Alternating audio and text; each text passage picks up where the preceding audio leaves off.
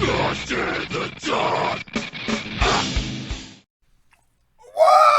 fuck is up, Grip Crew? What up? We are back tonight with episode 175, motherfuckers. We're hitting a milestone. 25 more.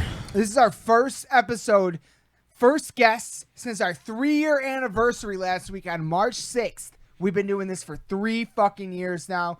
These are the first guys we've had on. We welcome back to the podcast, motherfucking interpreter of Tennessee's own interpreter. And you know, we talk about this a lot because like whenever we have someone on for the first time, it's always like I got like a list of questions. Like it's really just an icebreaker kind of situation. But then whenever we have them on again, now we know. Now we're friends. Now we've been talking for months. Now we've, you know, been promoting each other's stuff for a while. And it's always the second time we have people on that it's the most fun. Yeah. Because then we're just a bunch of metalheads fucking going off about metal. Yeah. And it's just tremendous fucking fun. And was another one of those where like we went into it being like, like give it like an hour and a half, and it ended up being like almost like 2.5. In fairness, they told us they had a hard out, and they were like, no, keep going.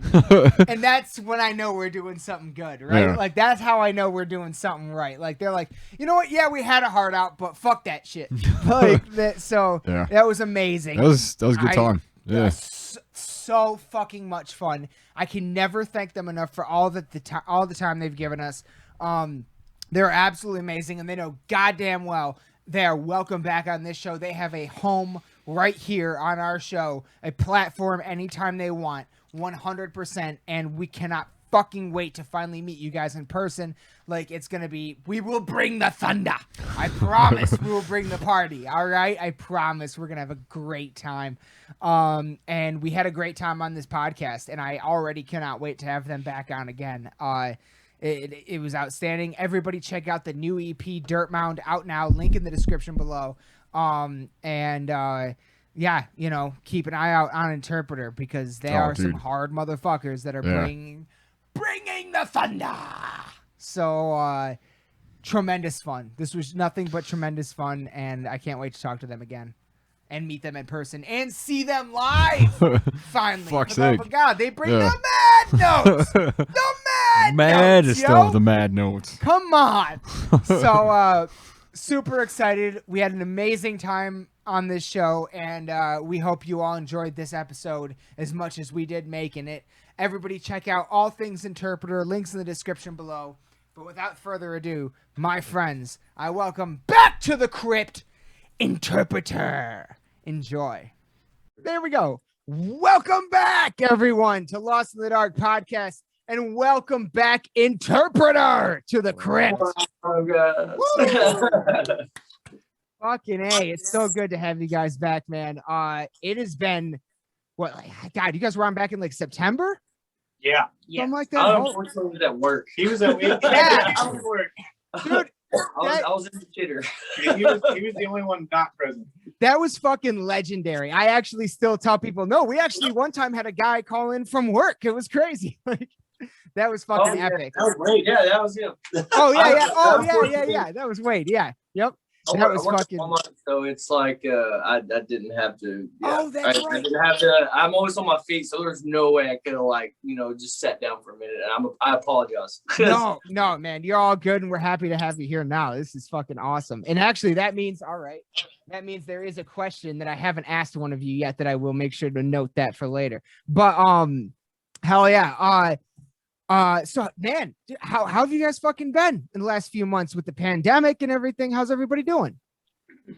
Trying to get by. Yeah. Everybody else. Yeah, just trying to make ends meet. Yeah, we released our EP, so we got that. Yes. Finally, after the long awaited. I mean, I will admit that this time has kind of given us us able to actually focus on that. So it was. It's bad. It was a blessing and a curse. Yeah, yes. Blessing and a curse. Well said. Absolutely. That was and yeah, we will definitely fucking Yeah, well, fuck it. You know what? Yeah, let's just dive right into it. That you guys just released fucking Dirtmound EP right here, everybody. Super sick. Fucking, God, like you guys fucking. So, where were you on the writing process back in September when we talked last? We were actually we were actually in the middle of recording. I can't remember where we were at. I think we're actually in the mixing stages is what we were at. Yeah. Okay. Yeah. Because I was working on getting solidifying all the mixes to get ready for mastering. All right. Yeah. Complete DIY. Yeah, completely DIY. All of it. I was. What you have in your hand is completely all of us. No outside influences other than disc makers. That is it. So which one did the mixing and the mastering and everything? That was you, dude. Yes. Bravo, dude. Yeah. So well done. Thank you. So well done. For my first actual real release of me putting out music, I'm super proud of it. Dude, he was so self-conscious. I was the whole thing, and we're like, bro, it sounds really good. He's like, well, I just keep listening to it, and I'm like, yeah. I'm listening to it too much. I'm my worst critic is what it is. Yeah, he kept reading into it too much, and I was like, dude, it sounds so good. I couldn't tell the difference, from a big recording studio between the difference of this. And he's like, maybe I've just listened to it too much. And I'm like, yeah, dude, yeah. I drove myself a little crazy. I drove myself a little cuckoo, but I mean, it was totally worth it. Yeah. Was there a song during the mixing or during the ending part where you started off really liking it, but afterwards it was just kind of I'm over this song. Oh my God. I think the one that gave me the most trouble. Oh man. I think the one that gave me the most trouble was probably Warmonger. Yeah. Wow. Because there's a solo section in that part to where it's and he's doing lyrics, and then there's a notey riff, and there's a solo part going, and just trying to get all that to where you can hear it, and right. where nothing's getting lost in translation, and nothing's that was a total pain in my ass, but it came out pretty good, and yeah. Oh yeah. I enjoy it. Yeah. Trying to I don't know, so that everything's not fighting over everything else, and dude, you have no idea. Yeah, because I got into the whole mixing and recording myself thing maybe, oh man, maybe 2016. So I mean, I've had some practice and trial and error and stuff like that. The original Dirtmound release was me as well. When I was just starting out. And if you go listen to that release, which I don't know if we took it off yet. We took it, well, it's gone because it had CJ McCreery on it. Oh, okay. Yeah. CJ McCreery was the guest vocalist on that track. Okay. Hence why we did a different guest vocalist when we re-released it. Okay. Really awesome. I get that. Yeah. But if you were able to listen to that version of Dirtmound and listen to the one that's on that EP, it is a completely fucking different. We got to revise it. I'm really happy with the sound on that. Yeah. So that was another one that gave me a fucking pain in my ass. Dirtmound. That's pretty cool. Pain in my ass. Most of them, some slightly less than others. But but I love doing it though, because I love figuring out the problems of hey, this doesn't sound right, or this, and I'm not one of those people that stare at the screen and use their eyes. I actually use my fucking ears. You're a perfectionist. How you're supposed to.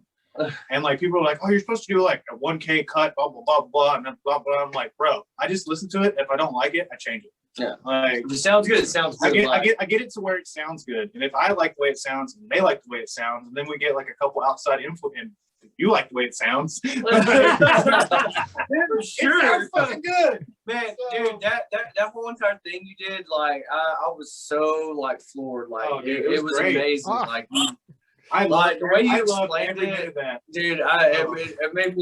It made us feel like we Emotional. It accomplished was emotional. This man almost cried. Yeah, man. Oh shit!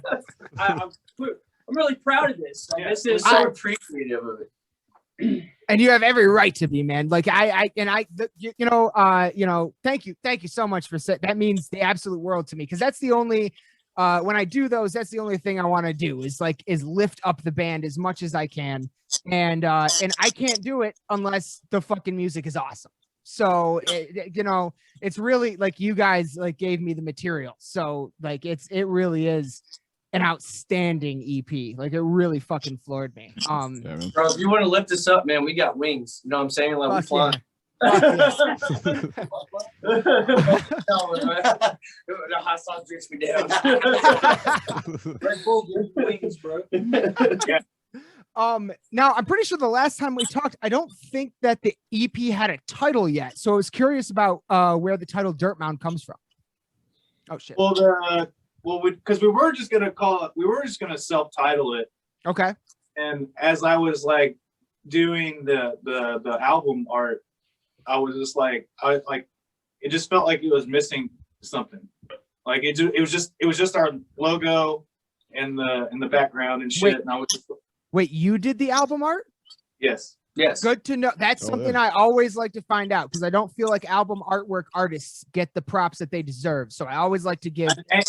I know. And then like, so the thing is like, those were the guy who did our promo shots gave us permission to like, he was just like, hey, we like some of your photos that you have in your collection. Like, can we like borrow, like, can we use them? And he was like, yeah, man, you use it. And like, so like, basically our album art is like mixtures of like two of his photos. And I just kind of did like some weird mashup, like weird Photoshop magic that I normally do when I do that stuff. And then like, I just found like a generic skull that I liked on the internet and just was like, put it all together and like made the colors work. And then I put the circle, like if you look in there really close, this circle, our mark thing is in there. If you look Shit. it's buried in there. He's got a hidden gem. Really buried. Dude, It's in there. I had a feeling. You know, Yes. Fuck yeah, dude. I had a feeling there was something hidden in there, because there's so much going on. I love There's it. so much I love going the on there. colors. Like, So basically what it is, it was a picture of this Easter egg. it was a picture of this busted ass fucking house. And it was a picture of this busted ass house, and like he had this picture of where he took a picture of a like brick well. He took like from like standing over like this and took the shot down. So like I did that, and it's just the way those two blended together. I'll be honest. I think we liked all of those pictures, and then you just took all three of them and just like fucking boom, Because he actually started the whole idea. He sent out. He was like, hey, this is what I got an idea for, and I was like, cool. Can I take that and make it better? So I just fucking ran with it, and like the whole because we got one open over here. Let me look at this, because like just like the whole thing is just like. I'm so proud of it. Shout out to William Wade. Shout out to William Wade. He took all of our promo shots and everything. The shot that's in the inside, that's it. That's his shot. I did like on like our Facebook page and everything. We got everything like all the group photos of us. That's all him. He, like we were just like we're scrolling. Was it him that found the spot? Who found the spot? No, that was him. That was him. He found the spot. He found the spot where we took all our photos. He took because when we got to the place, I was like, dude, this place is amazing. I was like, how do you find this? And then the different like details and like shots that he had. And the ideas he had, I was like, oh my God. I was like when it turned out, like, I was like, dude, we could have done it any better than what we have done it. Like, it was really amazing quality work. Yeah. Very, very good quality work. It's I'm gonna give that a shout out because like, The only thing I hated, it was hard as fuck that day. It was hard as fuck. fucking, we're like, that's why, like, if you like see us in there, like, Oh, we're cooking. and you see the glisten. We got a nice glisten. Yeah, yeah. It's like Glow. they put a sparkle on us, but we're fucking sweating our ass off the whole time. That's not Photoshop magic. That's real. Like, I'm fucking sweating my dick off so hard in that fucking shit. I was like, God damn. And we're just like trying to get the good shots, and we're just all like, but like it turned out so good, and he did such a great job. Couldn't ask for anything better. Absolutely. It's always cool to me, like, because as soon as I saw the cover of it, like before even listening to it, I was like, oh shit, like I can, like, you get kind of like a feeling from it, like you can already kind of tell. That's what I love about it, because like it reminds me of, man, what's the fucking the first Azalea Dines fucking album. Oh, like Fro Collapse? I can see that. No, that's Fro Collapse. Collapse. Fro Collapse. Yes, it's Fro Collapse. That's the one where it's at the display. Bro, I love they metalcore, so started I the whole fucking know thing that like, shit. That was one of my first favorite albums. Like that's what kind of got me into, like, you know, metal. Yeah. Like I was fucking like 8th grade. Brother brings this shit home, start listening, because I used to be like big into like Blink-182 and all that shit, like when I was in like 5th, 6th grade and shit. And then like I remember my brother, like, he brought this shit home one day and he was fucking cranking the stereo up, and that's before like fucking Bluetooth, any of that shit, you know, like, and like he was fucking okay. I was like, so what the fuck is that? And then I was like, man, I probably could never listen to that, you know. I was like into that kind of mode. I was like, man, I don't understand what they're saying. And then, like, you know, as a drummer, I started listening to more, and I was like, well, this shit's like tight on drums. Like, I want to learn this. Like, I don't know about the vocals. And then over time, like, I realized like the vocals was more of like a power accent to the whole entire like general of music. And then so I got into all of it. And then so like I ended up like learning that whole album like when I was in fucking like 9th grade or some shit, like way back in the day. So Aaron, since I didn't get to talk to you last time, when did you start playing the drums? Like, what is your musical background? So I started playing when I was about 9. So okay. I'm 30 now. I got about 21 years.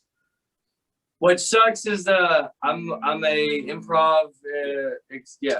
I know math. Sorry, I had a brain fart. He was questioning his own answer. Like my musical background, man, like, you know, like I said, like it started with Blink-182, like all that shit, like, you know, went from there and started listening to that. Like I also, like, you know, I was in a band back in the day that like kind of, you know, it's called the Fallen Trance way back in the day. So we did like pump, but like my main basis of drumming has always been like, you know, metalcore, you know, deathcore, like that type thing. Okay. So like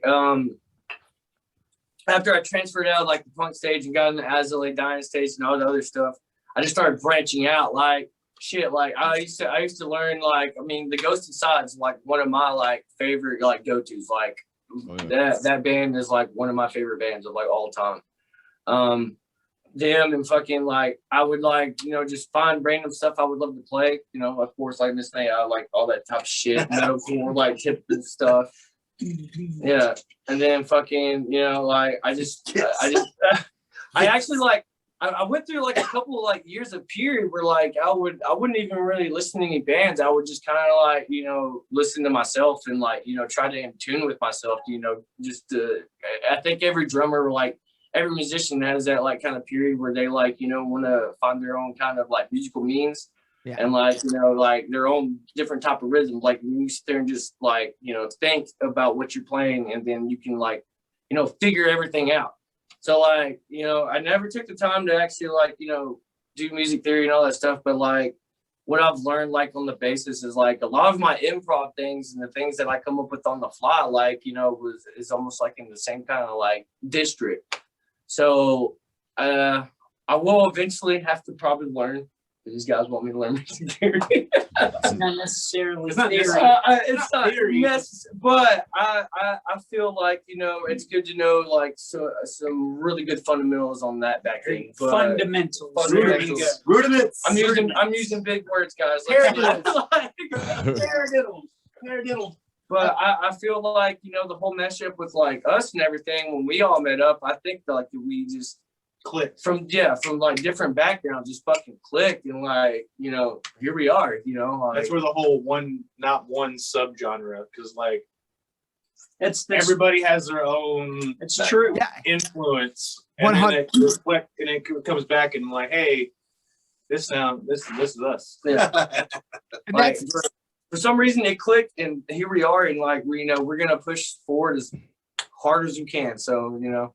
absolutely that is absolutely like because we got in contact, you know, sometime later, I can't remember exactly when, later in the summer, right before we talked to you guys last year with Keith from the Convalescence and the Legend Keith. Recording Agency. Shout out to Keith. Love Fuck yeah, love him. And of course, he connected us with you guys and a few other bands, and that is a major theme I've been finding with every single one of them. Is it's like there was a point in time where heavy metal was in all these different separated subgenres. Now, all these new bands, the next generation is saying, fuck that. We love all of it. We're metalheads, and we're going to make a whole new sound using all of them.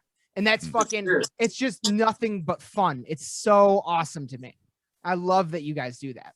Yeah, that's like one of my main influences is Between the Buried and Me, because they were the first band to like break that go outside the box type aspect. It's like, hey, we can be heavy. We can also do fusion jazz while we're at it. Yeah. Well, we have one song that's a whole album. But, yeah. We're talking 20 minutes later. Oh shit! All right, here we go to the next song. Suicide Silence brought together fucking hardcore and death metal. Yeah. Yeah. They're one of the OGs of deathcore. I will say, like, nowadays, rest in peace. I mean, Yeah. Next, Absolutely. Next to them, and like I always put them with like Whitechapel, like Carnifex. Whitechapel, I they love Whitechapel. Parkway. Dude, that album. Boys. Oh yeah, Whitechapel, hometown. Boys. Hometown Boys. Yeah. Oh yeah. Hey, Fuck is it yeah. was the album Visions? Is that what it was? Is it it was the one about the whole entire like journal and diary thing. Hidden Valley. Hidden Valley. That's the newest one.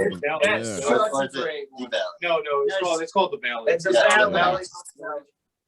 Yep. Dude, that album, like the whole entire idea behind it, it's a story told from beginning to end, and it's just And Phil sings. And like he Yeah. sounds like Corey Taylor, and it's fucking awesome. Oh man, don't like. Okay, so I can't remember if I told you guys this last time or not, but my co-host here, Aaron, funny enough, is also a drummer. It's Yes, respect, my friend. Yeah, so we got two Aaron drummers in here, and Aaron, my co-host here, was fucking up my ass when the Valley came out, saying, "You gotta hear this, dude! Like this shit is amazing." So Yeah, I'm a Dude, giant fan. really fucking good. Dude, it's well constructed. Like he's not wrong. Like No, I know. Yeah, I bought it. It's amazing. I see it kind of like in the same aspect as I do, and it's pretty different, but like the same way I do like Death Atlas, last Cattle Decapitation record. Oh. Dude, that's another fucking good one. God Oh. damn it. bangers for days. Yeah. Dude, like, that Cattle Decap, dude, that vocalist is by far the best vocalist in the industry, period. Yeah. Unbelievable. That dude, hands down, dude. No one is topping that dude. Yeah. Well, just in how like both those records kind of, because like they both started off as like you know, I would say like way heavier bands, and kind of like were able to like form, you know, around sort of the idea where like, oh, you can have slower sections in songs, and you can have like these like big like chorusy things without it being like taking too much away from it and stuff, and having it add to the whole sound of it and stuff. Shadow with Intent. Dude, yeah. Shadow, yeah. Shadow. Yeah. God. Yeah. They got that orchestra fucking aspect to them, dude. You would and never it's like, think the damn. Shadow of Intent. They bring the aspect of, oh yes, we are heavy, and Bender is just a monster. Yeah. But then you actually hear a track, and you're just like, wait, I wasn't expecting this. Yeah. Yo, Brandon Sacrifice came up with some new shit, bro. Brandon Sacrifice came out with some new shit. They got a new album out. Lifeblood. God damn. Woo! It's fucking It's- nasty. It's so nasty. fucking. It's nasty shit. Like y'all need to check that out. No, I haven't already. Brand of Sacrifice Didn't you just tell me about them? Yeah. Yeah. I've been They just came jamming out with that a new, like, dude, like Eclipse. That song Eclipse is Yeah. fucking like a state like that. That's That mean, dude. that- That's so mean. Yeah, that song has like literally everything in it. Like you'll instantly listen to that song, you'll be like, "Fuck, I love this band." Well, I did want to ask because I was kind of listening to it and like there's a lot of like just songs that are like straight up like ass beaters, like just stuff that like just like crazy like just fuck Don't be songs, near basically. me in the pit. Yeah. Like, So don't I be wanted- near me. Somebody's wanted getting mowed. I wanted to kind of pick your brain a little bit and like ask about like just favorite like songs, like like ass beater songs or like pit songs that like anytime you hear it you just like let's go, it's fucking like it's on basically. Ooh. Shit, Yes. I got my ass laid out in scumfuck. I know that. I think we told this story We last did, time. we did. I think we told. Yeah, this I story. was here for that story. Yeah, we Yeah, told, we told the story on the behalf of you.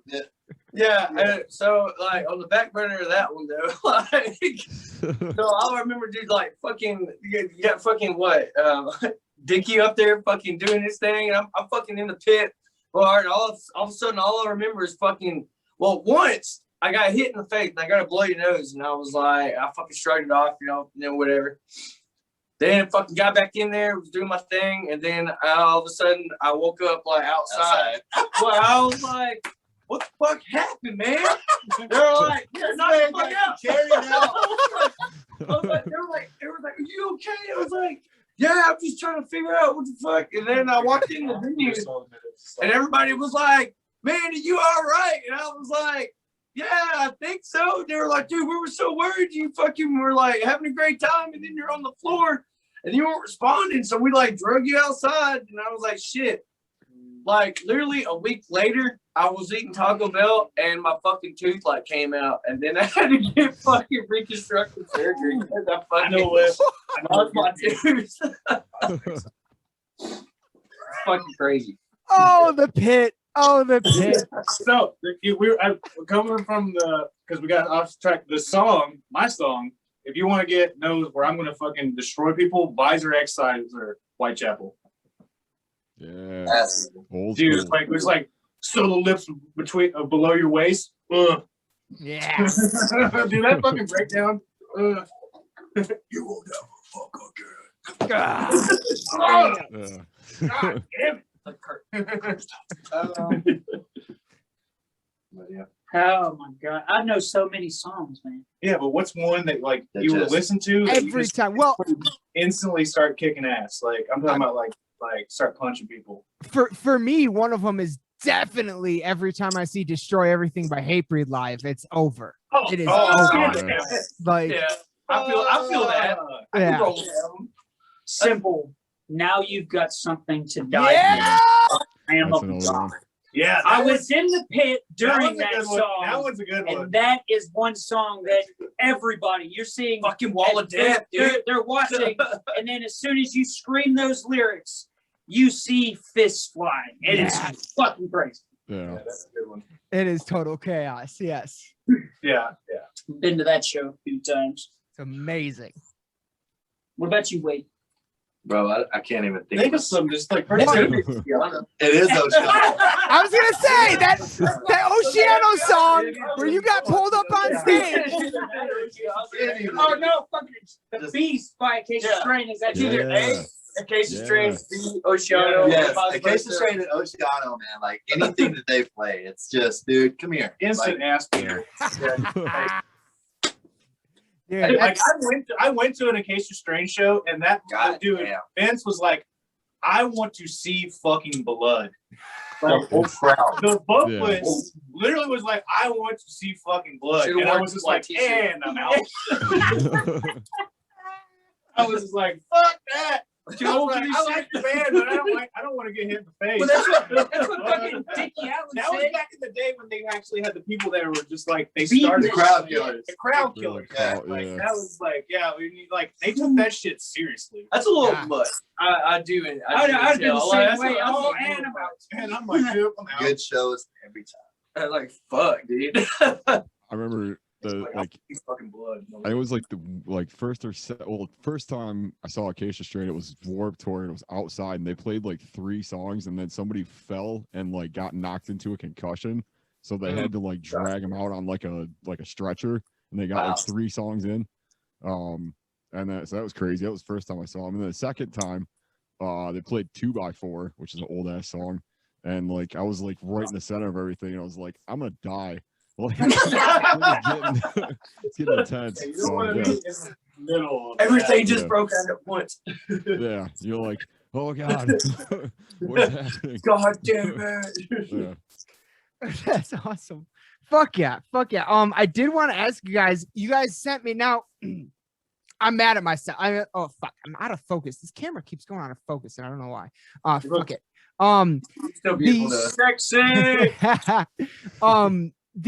I did fucking on the dark reflections that I did for Dirtmound. I did fuck up because I like earlier today. I think I was checking some shit out. I read an interview you guys did. Can't remember with who. It was just a recent post. They did a review. The metal noise. Metal Noise. Yep. And then they actually like answered some of my questions that I didn't know with like the guest vocalists. I didn't know they were both vocalists and stuff like that. I didn't know who those guys were, but I did. And then earlier you guys sent me the lyrics earlier. Yeah. And I really appreciate that. I haven't had a chance to look at them yet, but I did want to ask. Of course, we've and I know Aaron has some questions. We saw the amazing lyric video for Warmonger. That was fucking sick. But I did want to ask about like what are some of like the lyrical themes on this EP? Wade. So that could be a very diverse question.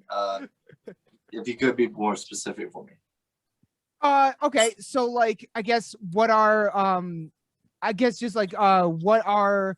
for instance, you opened an EP. This is the first EP, correct? Yeah. Yes. You open it with a track called Ballad of the End, which I think is just one of the hardest fucking titles ever. I love that. What is that song about? And like it does the overall EP have a specific lyrical theme, or does each track have a different meaning? Each track has its own individual meaning. Okay. Throughout the live performance, I kind of hint around what it's going to be about in between each song and give them that insight.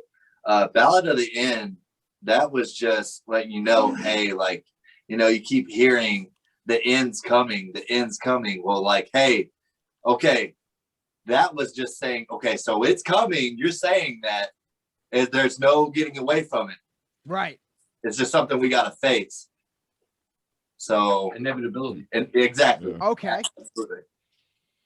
And that was hold on. So Yes! At the end of it, it's basically just saying, settle your scores while you've got the time to do it, because in the end, like, everything has an ending. Hell yeah. But just the fact that you start your first EP with a song about the end, I just think that's fucking hard. I just loved that. I thought that Oh, was- and also, I noticed that you liked that we did the Devil's Advocate. dude, I love samples. Aaron and I talked about it. Here's the thing. Hold on, forget that sample, because like we didn't want to risk the copyright thing. Of course. This man right here, Yeah, he actually did it. he actually did it. Yes. It was he actually did Oh, it. He yeah. actually did it. Quote. There is no samples. It's Yeah, all that's all That's him. him. That's all him. He Oh, learned, bravo. That was he sick. learned Yeah. it line for line, and I fucking like critiqued him. I was like, no, you got to do it like this. You got to say this. You got to do this. I just stepped him through the whole. Dude, he fucking sent me it, and I fucking pasted it in there. I was like, you can't even tell it's not even Rob. Fucking dude, it's. Yeah. So, Dude, so you can't You tell. can't You even tell can't it's tell. Al Pacino. Yeah, you can't tell there was Al Pacino and Wayne. Like you can't even tell. He Like, nailed it. He nails the whole. He nails the one part where he gets all fucking rasped up. they were like, hey man, like, we don't want. Ryan said in the band chat, we don't want to do copyright. I was like, you know what? Fuck it, I'll do it. And everybody's like, Oh, okay. Hey, And let's you fucking can hear it. remotely get Let's hear it. close to Al Pacino. I doubt you can. I sent it. They're like, okay, this is pretty fucking good. That's pretty good. Pretty good. Oh my god, that's amazing, dude. Holy, like what? I seriously thought that because it took me a few because it's so distorted. It took me a few like I was like, I know I recognize this. It took me a few tries to figure it out, and then like I honed in on a specific line, and I was like, oh shit! Like I know exactly what this is. But the fact that you did it, oh my dude, there was never a question. I was like 100%. That's a sample. Like you did outstanding. That's amazing. That's always right there. That's amazing. When we say Originally, it was when going we to be say a we DIY'd this, we fucking DIY'd the shit out of it. Yeah. from beginning to end. If that's not proof, yeah. How did the guest Casey Needler and Johnny Tsunami come about? Casey, Jesus Christ. God damn, dude. His cover of Angel Maker was like Casey Needler was so the first time I'd ever heard of that name, he was in a band, a local band, called Keep Me Alive. And he had currently just left the band because he felt that he just, they parted ways. Don't know too much information about that. But he had did a vocal cover of Angel Maker and destroyed this cover. He got second place. He got second I place. still think he should have got first. But he destroyed this cover, and I was like, man, we should reach out because Dirtmound had a couple of features in mind, but we just couldn't. He was closer to the style of CJ McCreery because that was the type of vocal that we were going for, style that we were going for, and dude, he could nail. Dude, his dude, dude, he came here and recorded his shit. What is this? And he would literally he did line for line, and like he was done in like 20 minutes. Wow. Hey, dude's a monster, man. He would take his take. He goes, "No, I can do it better." And he was just like, he was professional as fuck, dude. He literally was just like wanted to deliver the best quality. Dude. He wanted to deliver the best fucking respect. He fucking nailed it. Shout out to Casey. Yeah, shout out to Casey. And what is he in a band now? Yes. And I don't know the name of it right now. He just got they're recent. Actually, Go ahead. They got Yeah, go ahead and give them a shout out because that was this is definitely recent. Yeah, it's recent. Okay. Then like the past week. Wow. So brand new band. Okay. Yeah. So he just joined a new band because he's been floating around. You figured out. He's one of those weird musicians that was like he kind of dips in, dips out, floats around. Abadonia. Good name. I actually listened to the Wraith the other day, and dude, that shit is killer. A good fucking band. So if you guys are looking for something new to dig into, Abadonia, for sure. Right there. Yeah. Sounds sick. Oh Jesus, it's a weird spelling. Yeah. It is ABADDONIA. All right. Yeah, I will definitely check that out for sure. Oh yeah. You're actually pretty. He's a fucking monster. Love that he did this feature for us. And he's such a nice. He's just a fucking chill dude too. Dude. Yeah, he's dude, he literally came in here and was just like, we shot the shit for maybe 5 minutes. He fucking I got to set up the session and fucking we went away, dude. And he would fucking run it and he'd go and I'd listen to it and he'd go, no, I can do it better. And we just fucking we just did it until and he was literally done in 20, 25 minutes. Yeah. I was just like, wait, what? I was like, okay. I mean, yeah, I can fucking shit. I think he got in this band a couple weeks ago or something like that. Yeah, and it was super new, but because he does all the vocal contests, he enters himself. He did the Maker one. He did another one. What was that? Oh my god, I don't know. He normally ranks in the top 3 in every fucking vocal contest he does. He's either first, second, third. He splits no questions asked. He splits his feats from his highs and his lows. So he does both. He does 2 videos. And he mixes his own vocals. And he mixes his own vocals. So, damn. Yeah. So like he knows He's a professional, man. Like definitely check them out for sure. And as far as Johnny Tsunami, yes. he's the old vocalist for a local band here called Divisive. Okay.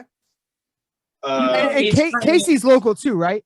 Yeah, Casey's local too. Yeah. Yeah. So all our features were local. We wanted to be like, hey, this is what Tennessee has to offer. Yes. Build the scene. Yeah, build the scene. Yes. Because I know most people when they go to do a feature, they're like, oh, we want to get a big name person on our shit. And we're like, yeah, that's cool and all, but like, what about we got talent here, we got talent fucking sprouting up everywhere. It's the same up here, like at least in Lansing here with bands like Aaron's band here, Bog Wraith, and then there's another band we are very close friends with, Recorruptor up here, and they work together all the time on vocal stuff. Yeah, like we're trying to build a scene. Yeah, that's very important. It's very important. And a lot of people these days don't really take that into consideration that, you know, most of these bands that we see today, they did not come up by themselves. No. And they came up with the help and teamwork of their scene. Yeah. And a lot of people aren't seeing it like that these days. And it's honestly something that really needs to change. Well, that whole I agree. Blew that fucking dude, that elitist, the whole elitist movement, like, hey, we're better, our band's better than your band type shit. Everybody is human. Everybody is trying to do one thing, sound a certain way, but do what they love, but most importantly have fun.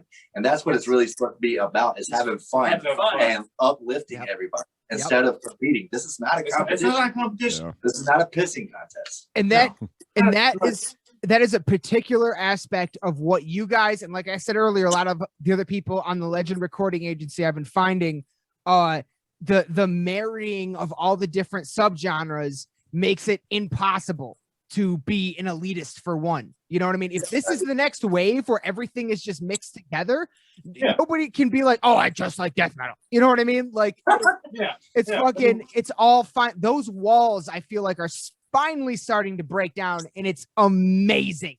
It's amazing. It's like because I had a friend back in the day. He's like, I love Job for a Cowboy, but I hate Cannibal Corpse. And I'm like, dude, there would be no Job for a Cowboy without fucking Cannibal Corpse, you dumb fuck. and hey, if you like one sound, you don't like the other, that's okay. But don't be like, I like deathcore, but I don't like death metal. You know what I mean? It's like you gotta understand where the roots of all this shit come from. Yes. Like, a lot of people liked Black Sabbath because they were different. They brought the heavy. And a lot of people have forgotten that if it wasn't for Sabbath, you would never have any low down tuned music at all. Never gonna have a tritone. Tritones, fucking tritones. Jesus Christ. Wouldn't really back to the basics. Dude, no, I mean that's the source. That's the fucking source. A lot of people like Black Sabbath, and that how can you like Black Sabbath, but then not like what's new? Like you're gonna stay there until it finally just. So Metallica will only headline so many shows. Who's next? That's what I want to know. Who's gonna be the next ones to actually headline those shows? And people and bands that are in a underground need to be brought from under the underground so that they can be discovered. Yes. Unfortunately, we don't have record stores like they had back in the days to where they can, here's my demo. Oh, here's this. Oh, here's that. No, we actually had to fight a record company to even get a demo heard. Right. So if all of us in a scene, regardless of where your scene is at, regardless if you're under a rap scene or a country scene or a metal scene, if you are actually in an underground scene, you need to support each other. So that way that when that time comes to where these big bands are like, you know what, who do we need? I'm done. Then those big bands can fall off and new other bands can rise up. Because I'll make one example. Oceana has been around for a very long time, but they've been kind of in the, as far as like mediocre. They're just not quite there yet compared to like Whitechapel and Suicide Silence. Why? Who knows? But they're eventually going to move into the next tier. There are going to be other bands and other artists that are going to move into the next tier and bring up the new set of music. Yes. Heavy music is literally the next source of, just heavy metal. Yes. Old school metal will always live on, but new artists with new sounds, new tones is going to be next. Absolutely. And I think a big reason for the reason, I think a big reason why it's kind of like even excluding the past, of course, year of the pandemic, long before that we lost Warped Tour, we lost Mayhem Fest, these giant metal touring North American festivals that did bring up a lot of these bands that you're talking about, put them in front of giant crowds, no longer exist. And I think that's a giant factor in that as well. Yeah. It's cool to see like so many from like, especially like when you talk about like the change and like the like the sound and like what's going on, like it's cool that we're kind of hearing like black and death metal bands or like different elements from each genre in just one sound or one band. A lot of times I love that. I definitely think about like in the past sort of like it was like your deathcore, your one thing, and that's it. And then like I feel like now with bands kind of starting to branch out and do some different stuff, like I feel like it's a little easier to kind of like like put some different elements and things and make it a little more interesting to kind of push it forward than just to kind of stay in the same bubble. That's what I love about this, because you can just like, you don't have to be like, I don't know, I just play music. Like, I don't like have fun, enjoy yourself. Play what you like. Yeah. Just like, why is it gotta be like you're blah blah blah blah blah death, like so many genres / deathcore, and it's like, no, we're a fucking metal band. Yeah. Right. For metal. For media purposes, we're deathcore, but you can obviously see that when you put in a track of ours from Ballad to the End to Dr. Discontent, you see there's a difference in each track to show that, hey, you're not just gonna get the whole way. You're gonna get, okay, we gave you a little taste in the intro. Nody riffs. Then the next one is like, oh wait, it's upbeat. It's you get you moving, but then it changes up with lyrics. Then you got the third song, which is more of like just in your face. Fourth song, which is more of like your down tempo. Then you got the fifth song, which is more of like a techie intro. Yeah, Dirtmound's very techie. Yeah, Dirtmound's kind of techie, genty, and then Dr. Discontent kind of takes you back to that old upbeat, just regular heavy metal riff. Yeah, it's fucking. I would argue even similar things for Welcome Home and Tick Toxic, like those two tracks like were already like incorporating a lot of different elements into the sound. Like that was definitely, you could definitely clearly see the evolution from those two tracks to this EP without question. I love that. Absolutely. I did. Yeah. I wanted to say two things real quick. First of all, I think Dr. Discontent, like just the way it closes out things is like best like outro. Yeah, that's why we made that song last, is because like just the end of that song is just stupid fucking heavy. Yeah. It's simple as fuck. I dove so hard into writing with that one because that's technically the first song. That's my baby, because I got to actually like fully write that one on because drums. Like when he came in, most of the drum parts were already kind of like predetermined and like all this. So he basically learned the old drum parts. Yeah. From the previous drummer, because we were so used, because like that drummer was so around and like we were used to the parts being like that. So like, but he added his own taste to it. So, I mean, so like, that like Dr. Discontent's my baby. Playing, like, but he added his own taste to it. So it's like, but Dr. Discontent is Yeah, I got to fully write that one on drums. That one's all that Dr. Discontent, that track is a staple of this band. Is what is coming. Is what's on the table. So yeah, as far as like that was like a collective of all of our minds together, because like before all the other tracks were like just me and him or whoever else was in the band at the time. bunch of lineup changes. So like, but mainly most of the shit was coming out of my head and his head and just kind of coming together. And that gave me a basis, like when I came in, because shit, like whenever I first like got in, like I was listening to it and I was like, fuck, man, I don't know if I can play this shit. I was like, I haven't delved into it in so long, you know, like I was just like, God. And so like, you know, I was like, hey guys, just give me like, you know, a little bit of time. I was like, let me sit down and, you know, figure everything out. Shit, like I had it down like maybe a month. And we were playing with an electric kit in your fucking room at that time, like back in the day. Oh yeah. Like he was living up closer to what the Nashville, like kind of. That was right down there. But oh yeah. I mean, I first of all like came in and like I brought my pedal and he's like, just bring your pedal and stuff, and I was like, cool. Because I had an E-kit that he can just learn. Yeah, and I walked in as an E-kit and I was like, man, I'm fucking playing E-kit. I don't know how long. I was like, well, there's one. I'm gonna figure that one out. And then whenever they started showing me all the material, I was just like, God damn. I was like, shit's heavy, man. I was like, you know, like, I feel it. I was like, I felt like a little bit insecure about like my drumming abilities.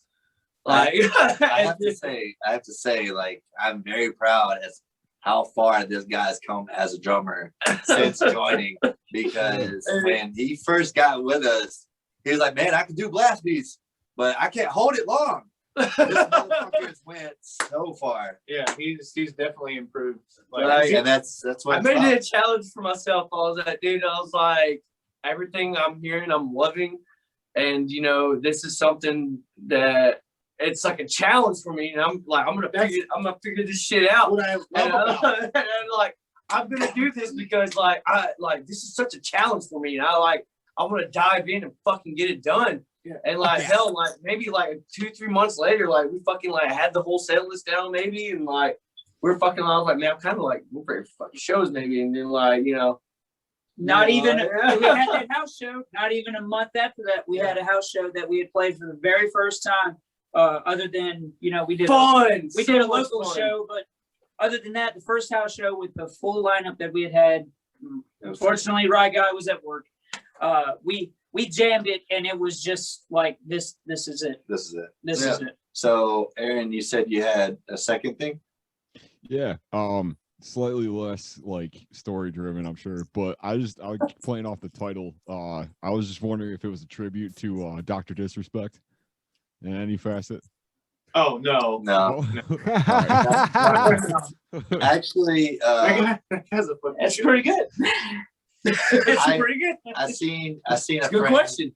I seen a friend actually struggling with doctor visits and whatnot, and just watching what he was having to go through with like medication changes, and you know, and it brewed something in my mind that, you know, a lot of doctors, you know, some are there to help you like through and through, like they got a heart, you know, of gold.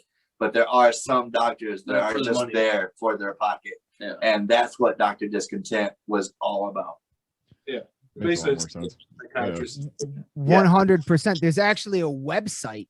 I can't remember the name of it because I heard it a few years ago on a John Oliver, actually, where you can actually go to this website, look up your doctor, and find out which drug companies pay them to prescribe drugs. Oh no! Wow! Swear to God, yeah. Like you can actually look up basically what drug companies are sponsoring your fucking doctor for prescribing you shit. Like they're, you know what I mean? So there is definitely that aspect out there of like doctors prescribing shit to people just to make money. Absolutely. Yeah, because like the ending, like, it's because like the ending line of fucking Dr. Discontent. Is there really anything wrong with me? That's good. That's so good. That's so good. That's so good. God damn it. Now I did, of course I do know the lyrics.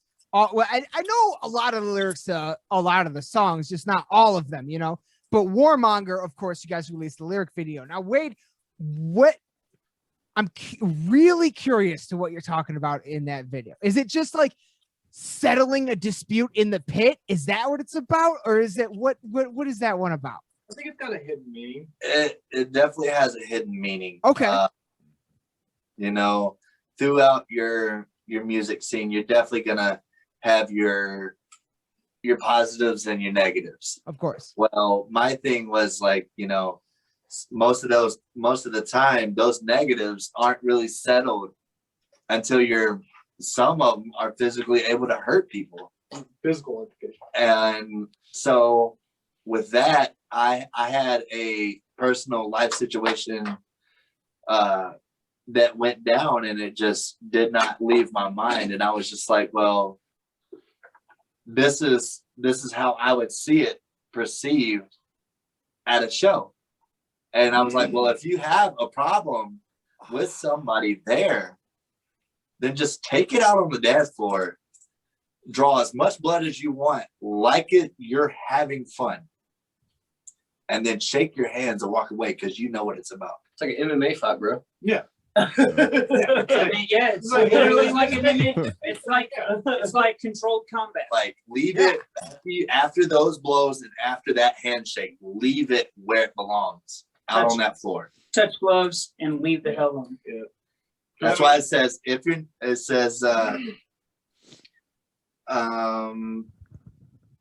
still feel uncertain or just not quite satisfied, we can take the shit out back. Yes. Well, we do have those assholes that hold their elbows out in the circle pit. You know what I'm saying? Yeah. Like, those guys do that. Yeah. Everybody's circle pit. Where's your horror fucking And I elbows had an at? elbow. I had a fucking headbutt in the Slayer pit. Fuck that elbow. Ah. Headbutted 30 times in the fucking Slayer pit. But that was the intentions. Like, hey, if you got a problem, settle it. Leave it alone. What are you doing? This is where you settle your score. This is it. Yeah. That's it. That is kind of what I got from it. And I really loved that. I loved that aesthetic of that track, the lyrics of that track. I thought that was awesome. It's a really And in-depth track too. The gnarliness of like, Most in-depth one that we have. Most felt. Yeah, like that's the most felt track. Like when we play that shit live, when we practice that song, this is the opening part of that song. It's just it's so Man, fucking gnarly. I get the every best time showcase. it's like, I get the best showcase. Down behind the drum set, and all of a sudden, everybody at one time just goes. That You is feel that first hit. dude, you feel that first hit, yeah. And we've been starting to practice with backing tracks and like because we got the whole EP recorded and stuff, so we got the backing We tracks. got the clicks down. The click, bass drops, like dude, that fucking song starts off with a fucking bass drop just right in your fucking. So basically, when we right in come your face. when we come back out live, whenever they start, reopening everything, what you hear on that EP is what you're gonna hear live. I cannot. tough. Like we are playing the EP as is live. Yeah, like but for note to note. Nope. Yeah. Nope. Yeah. Oh, yeah. We're gonna fucking punish people. I can't fucking wait till you come to Michigan, guys. Like, oh my Yeah, god. I will bring the party, I promise. Hey, convalescents, man, they're up that way, man. We're working on some things. Yeah. We're making sure that everybody's being safe. Yeah. And we want to make sure that Yes. with everything going on in the world, The community comes first. and that everybody can Safety. actually just relax, listen to what the doctors have to say. When the doctors say, hey, slowly, Yeah. then Right. that's when everybody can kind of start dabbing into things. I know a lot of people have started to book tours and book shows, Mhm. but those shows are months out. They're And like they did last year, even though they were months out, Yeah. by the time it got to a Because month like before, because they we had canceled. one that Yeah. we were supposed to do in October. Dude, we had like 3 tours set up. We had Yep. Keith hooked us up with like 3 tours and we had to turn them down because we were like the shit was getting so bad. We're like states were literally just Shutting down. shut down. Yeah, We- we played in Austin, Texas. we played in Texas, and by the time we got back, Yeah, everybody actually wanted to stay the night that night. And I was like, I've just got this feeling we need to get the fuck out of here. they shut the city And down that today. night, I think they did. shut down. Yeah, They shut wow. but luckily today and on forward, a lot of people, they've got plenty of vaccinations coming. Yeah. And as long as people in all of our communities, regardless of where your community is, just continue to stay safe. Be safe. Continue to just relax. All of us want to get out and do things, and it just will take time. Yeah. This we are humans. It has not happened the first time. We have went through things like this before. Way worse. We have just had to give it time and let it subside. Yeah. Yep. But when that does, we're going to come out and we are going to make sure that you guys are going to be able to see. You're going to be like our first or second Public stop. enemy number one. Yeah. Oh my God. Michigan is going to be like our first or second stop. Oh my God. I will never miss an Interpreter Michigan date. I promise you. Yeah, man. I promise you. We'll Like, make sure we make our fucking way that way. For damn sure.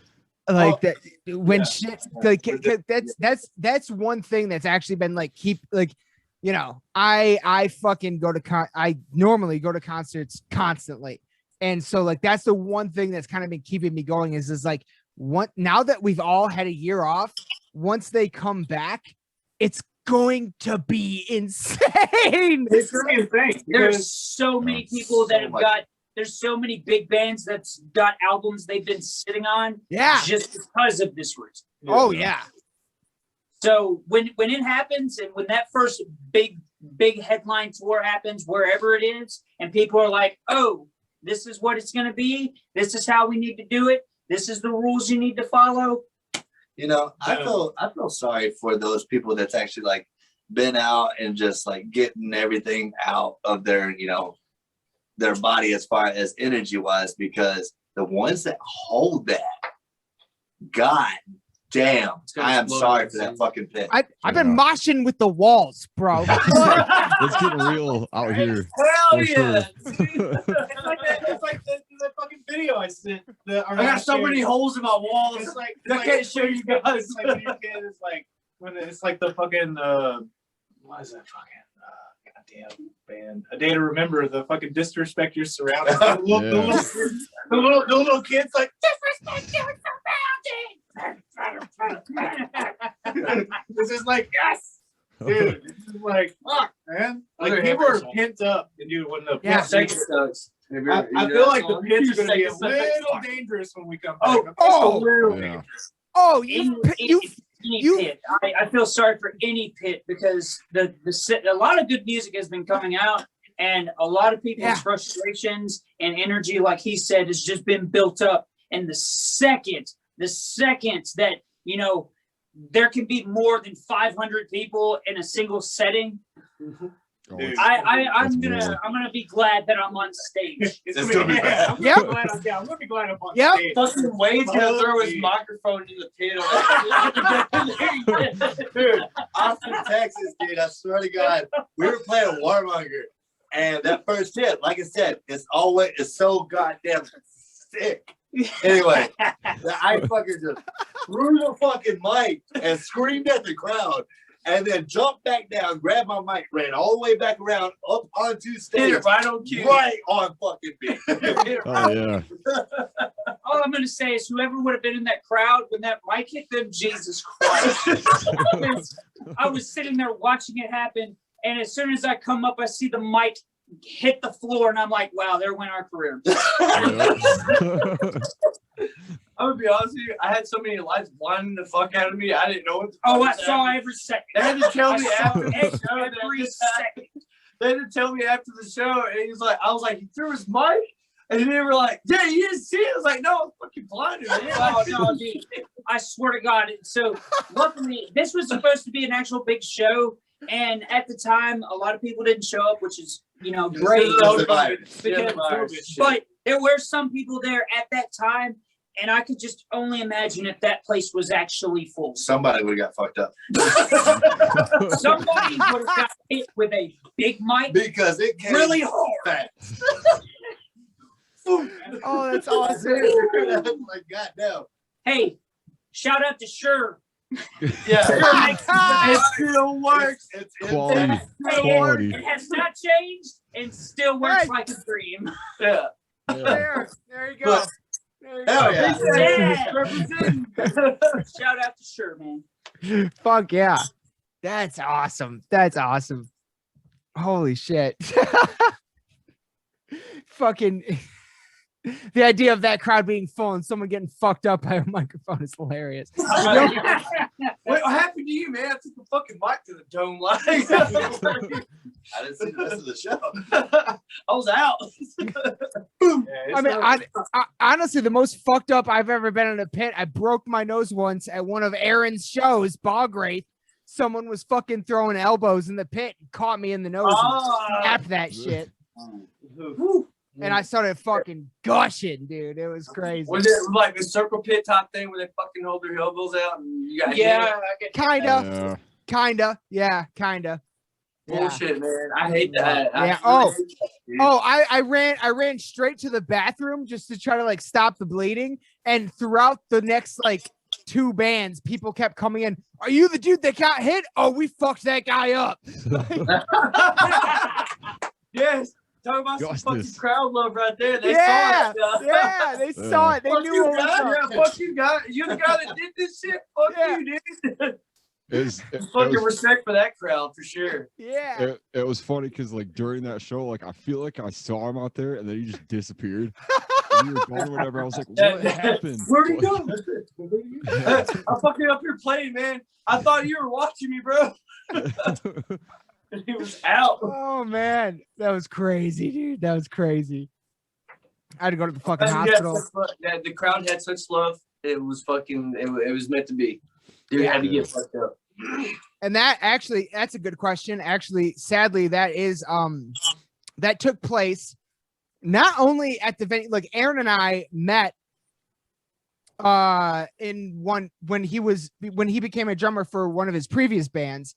And the first day we met each other in a driveway, and then we drove to that venue, which was called The Loft up here in Lansing, Michigan, which due to the pandemic, we have gotten confirmed information now that venue is dead. It will never, it did not. Man. It was one of the 2 metal venues we had here in Lansing, and it will never return. How has that affected you guys down there in that way? Do you guys still have like all the same restrictions? It's up in the air. So we have quite a few. So over the years, I've watched quite a few metal venues die. Yes, I have. Yes.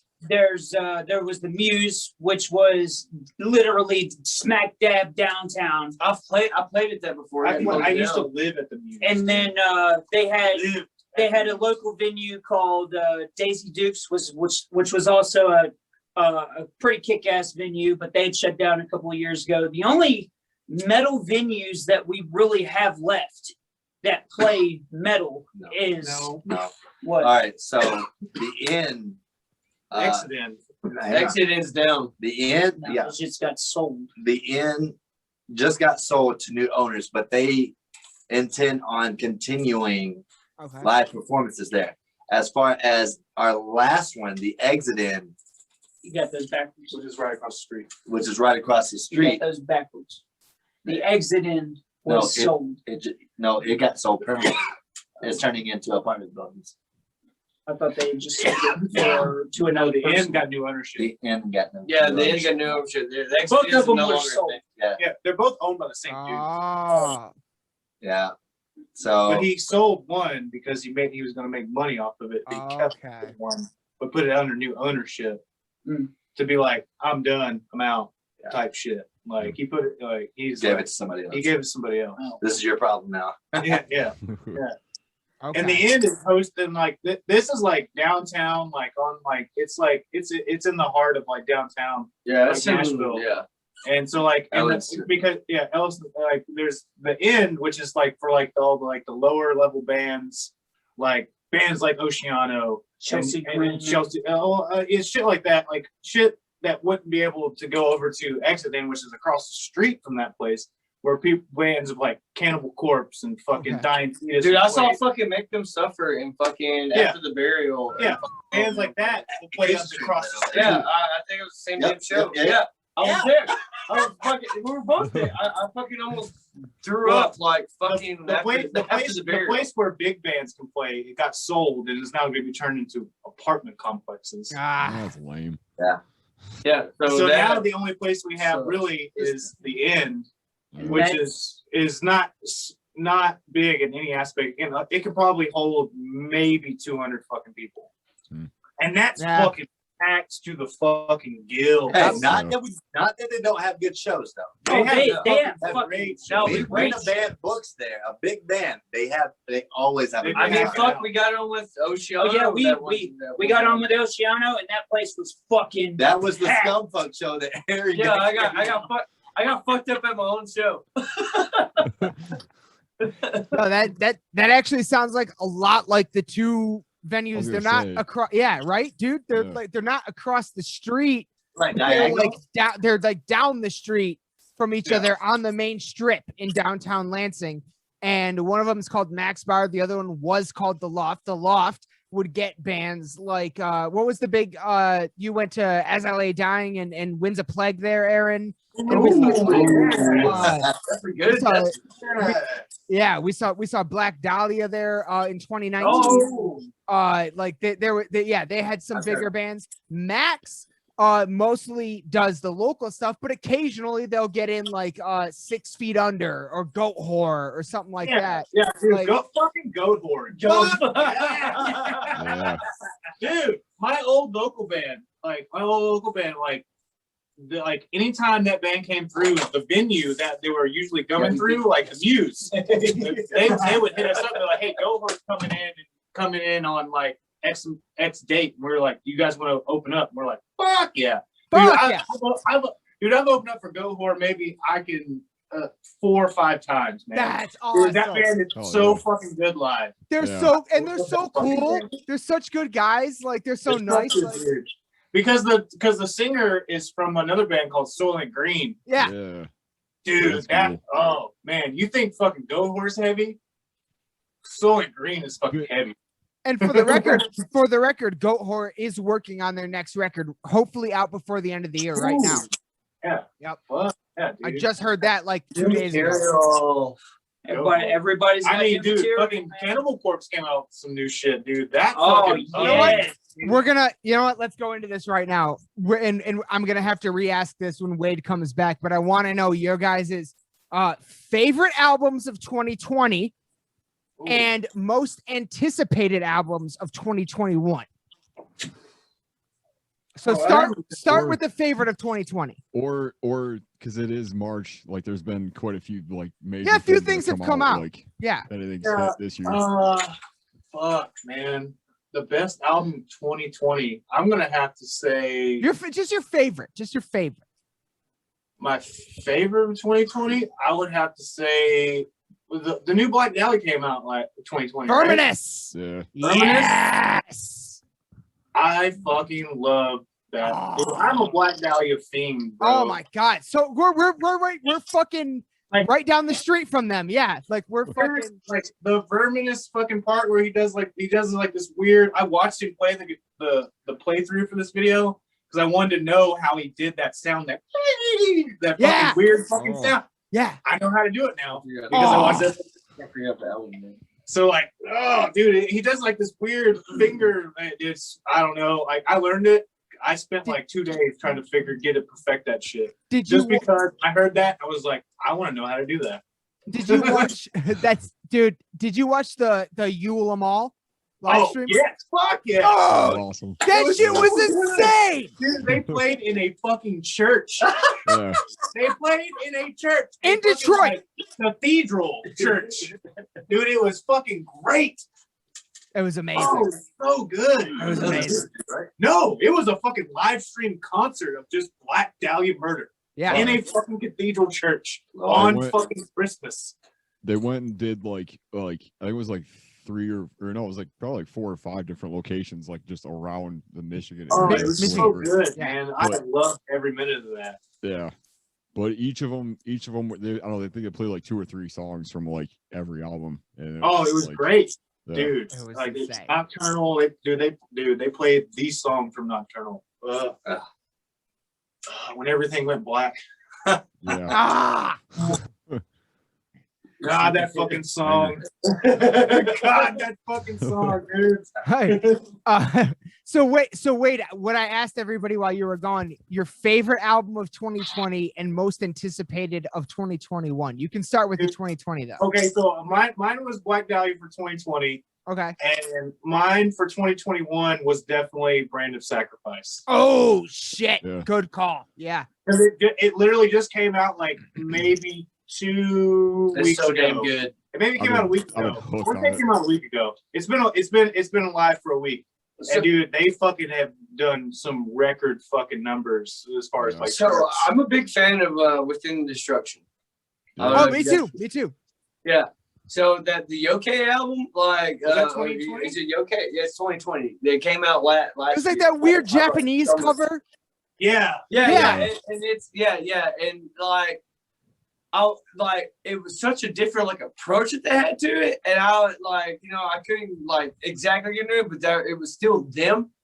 But they even got some fucking rap shit in with it, like, and everything, and like. It's fused together. It's a really great. You need to listen. Y'all need to listen to that fucking album. That shit right there. Like, it's really good. 2020. I'm not Favorite super album, familiar favorite with album. that one. So this may become of a shock, but it actually moved me when I heard this beginning to end, and that was Ozzy's "Ordinary Man."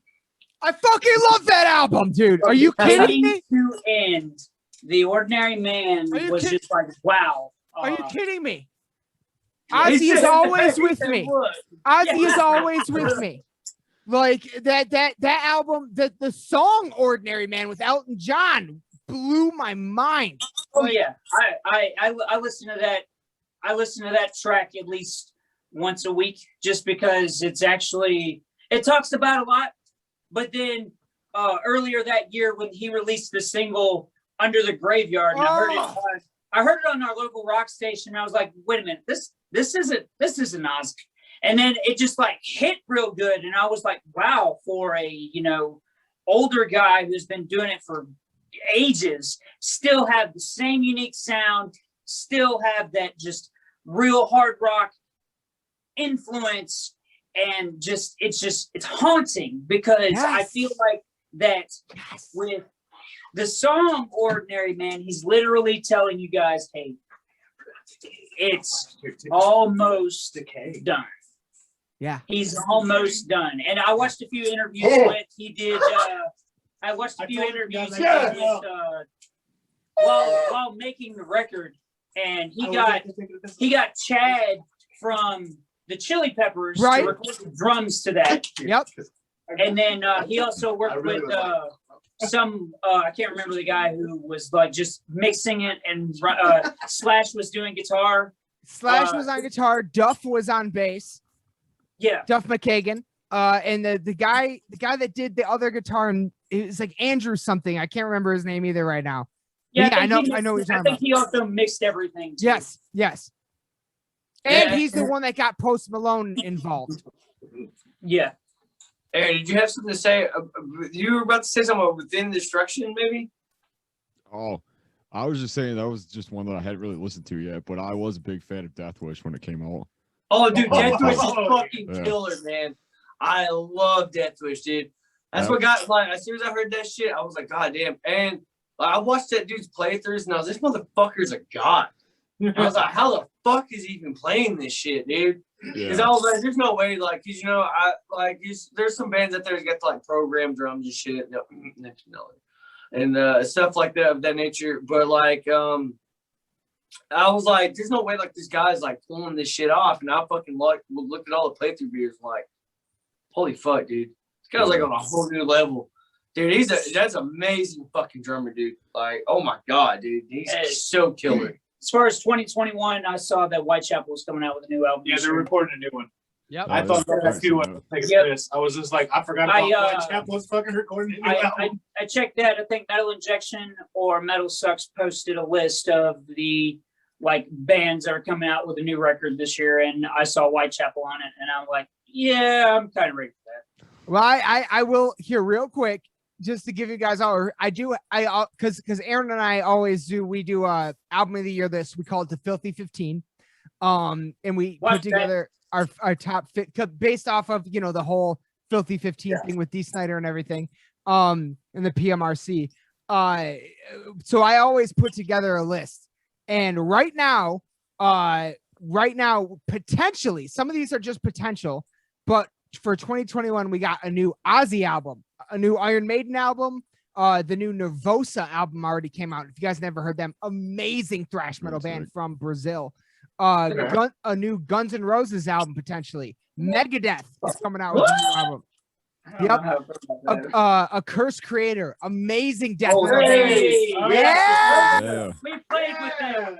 Fuck yeah. That was my first show with these guys. Seriously? Oh, Yeah, that was that was my first show. When I just joined the band, that was our first show. Our very first show as a lineup. Yeah. Oh my god. A Cursed Creator, because dude, fucking it's a chick vocalist, right? Chelsea Strickland. Yes. Shout out to Chelsea. She's a fucking monster, dude. She's a beast, yo. She is a fucking beast. I love her. She's amazing. And of course, we got Cannibal Corpse out April 16th. There's a new Jamie Jasta solo album out in September. Right. Yep. And then of course and I'm gonna ask you guys about this. Bodom After Midnight. Those tracks come out April 23rd. Supposedly there's a new Slipknot, after Children of Bodom. Supposedly there's a new Slipknot album coming, or at least they're working on one already. Devil Driver Part 2 from the last one, because they released an album back in October that was Part 1 or something about demons, dealing with demons. Part 1. Supposedly they're coming out with Part 2 this year. D. Snyder. I don't know if you guys heard For the Love of Metal a few years ago. Yeah, but he has I saw something on Facebook today. Corpse Grinder did a duo. Yeah. Guess what? Corpse Grinder and D. Snyder, produced by Jamie Jost of Hatebreed. He's the one that's making all that happen. Hey, there was keeping it kosher, Right. Yeah. There was a new Alice Cooper album that came out a couple of weeks ago. Alice Cooper, Yep, called Stories from Detroit. Fucking love that. And of course, I wish I could show this to you guys. I actually have you guys written down next. Interpreter, January 30th.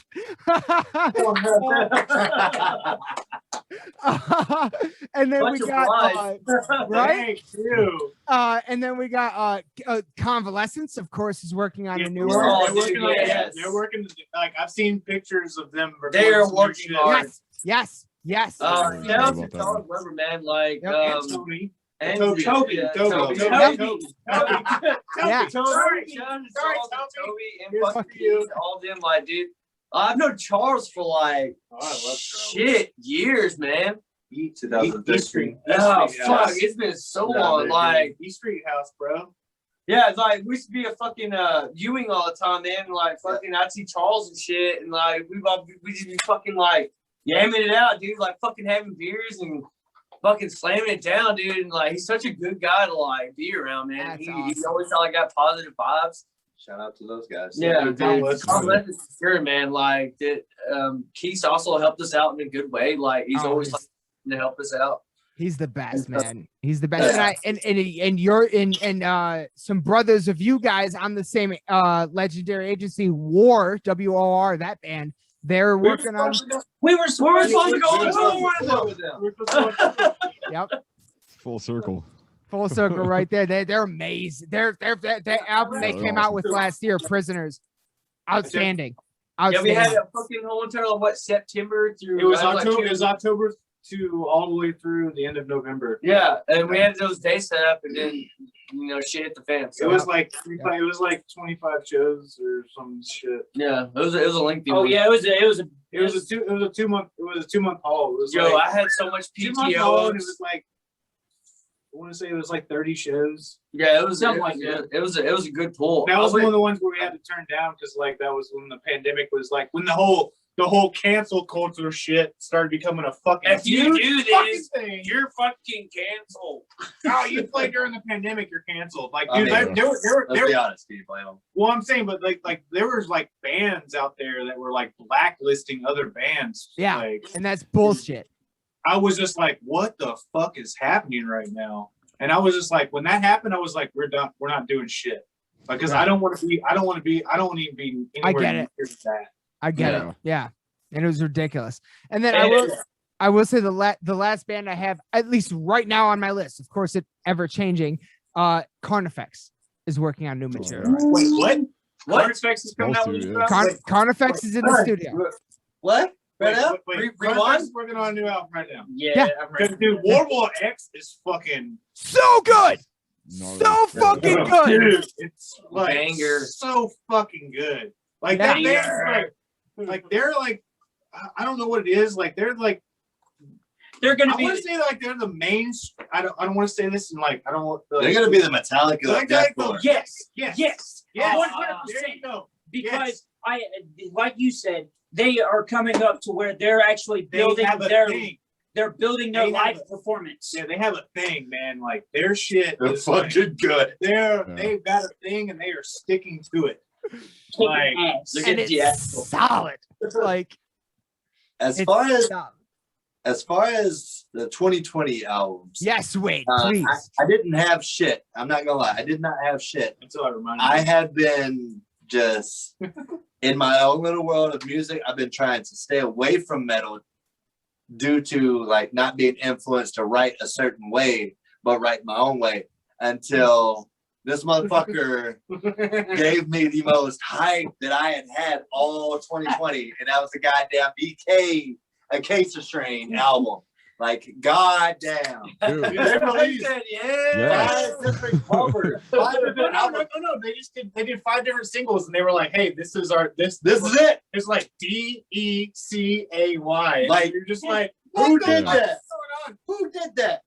Nobody. What the It's so fuck? good. It was So- great. Genius. So good. Hey, we'll So- fill it out for you. Yeah, that's Basically, yeah. Hey, this is our album. Hey, here's a single. Here's another single. Here's another single, and album.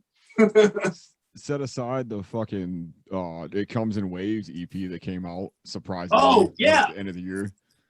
That Like- that album reminded me of Black Sabbath like so much. There was Because it was yeah. just so like it was like this drawn out like fucking just like wave. It was like that was a weird fucking album. Acid Yeah. metal. That was like if you listen to that album and listen to the rest of the Acacia Strain, you're like, that's not Acacia Strain. Yeah. Honestly, yeah, like there were a few moments in it where I was like surprised that they were able to kind of write and like to like string it all together, but still have it. How kind of be, how like, they their pulled that signature. off. How they pulled, dude, Yeah. yeah. It Comes in Waves is like a fucking like it's a good fucking album. It's a but, genius like, idea, too. But as far as like I was like, oh, it's gonna be Acacia Strain. It's gonna be fucking great. And I listened to it and I go, This is different. I don't know what's going on right now. This- I don't know what's yeah. going on right now. I'm confused. I've always kind of been a big fan of like that kind of style, like that, like the You never first know what to song kind of expect. like calls back and repeats like during like certain songs, and then it all kind of wraps back into the last song. Yeah, So, like, dude, it was just it was the weirdest shit. Like I listened Almost to like a that, story. dude. I listened to that album from top to Concept. bottom, and I was just like, this is fucking crazy. Yeah. Reminds you of the wall, doesn't it? because it's like In it's a lot of ways, yeah. because it all fucking just like it just fucking this huge wave of shit, and you're just like, by the end of it, you're like, what the fuck just happened? They were like, we mind fucked you. You're Yeah, welcome. like there's Drop like the mic. there's like the one song. It's like I think it's called like Sin or something. We are the case. Or whatever, because it's all single word fucking because it all spells out a sentence. Yeah. It's like and I forgot what song it is. I think it's like Sin or something else. Dude, that song is just fucking out there. Like Yeah. that song is like completely not even like you listen to that song, you go, that is not Acacia Strain.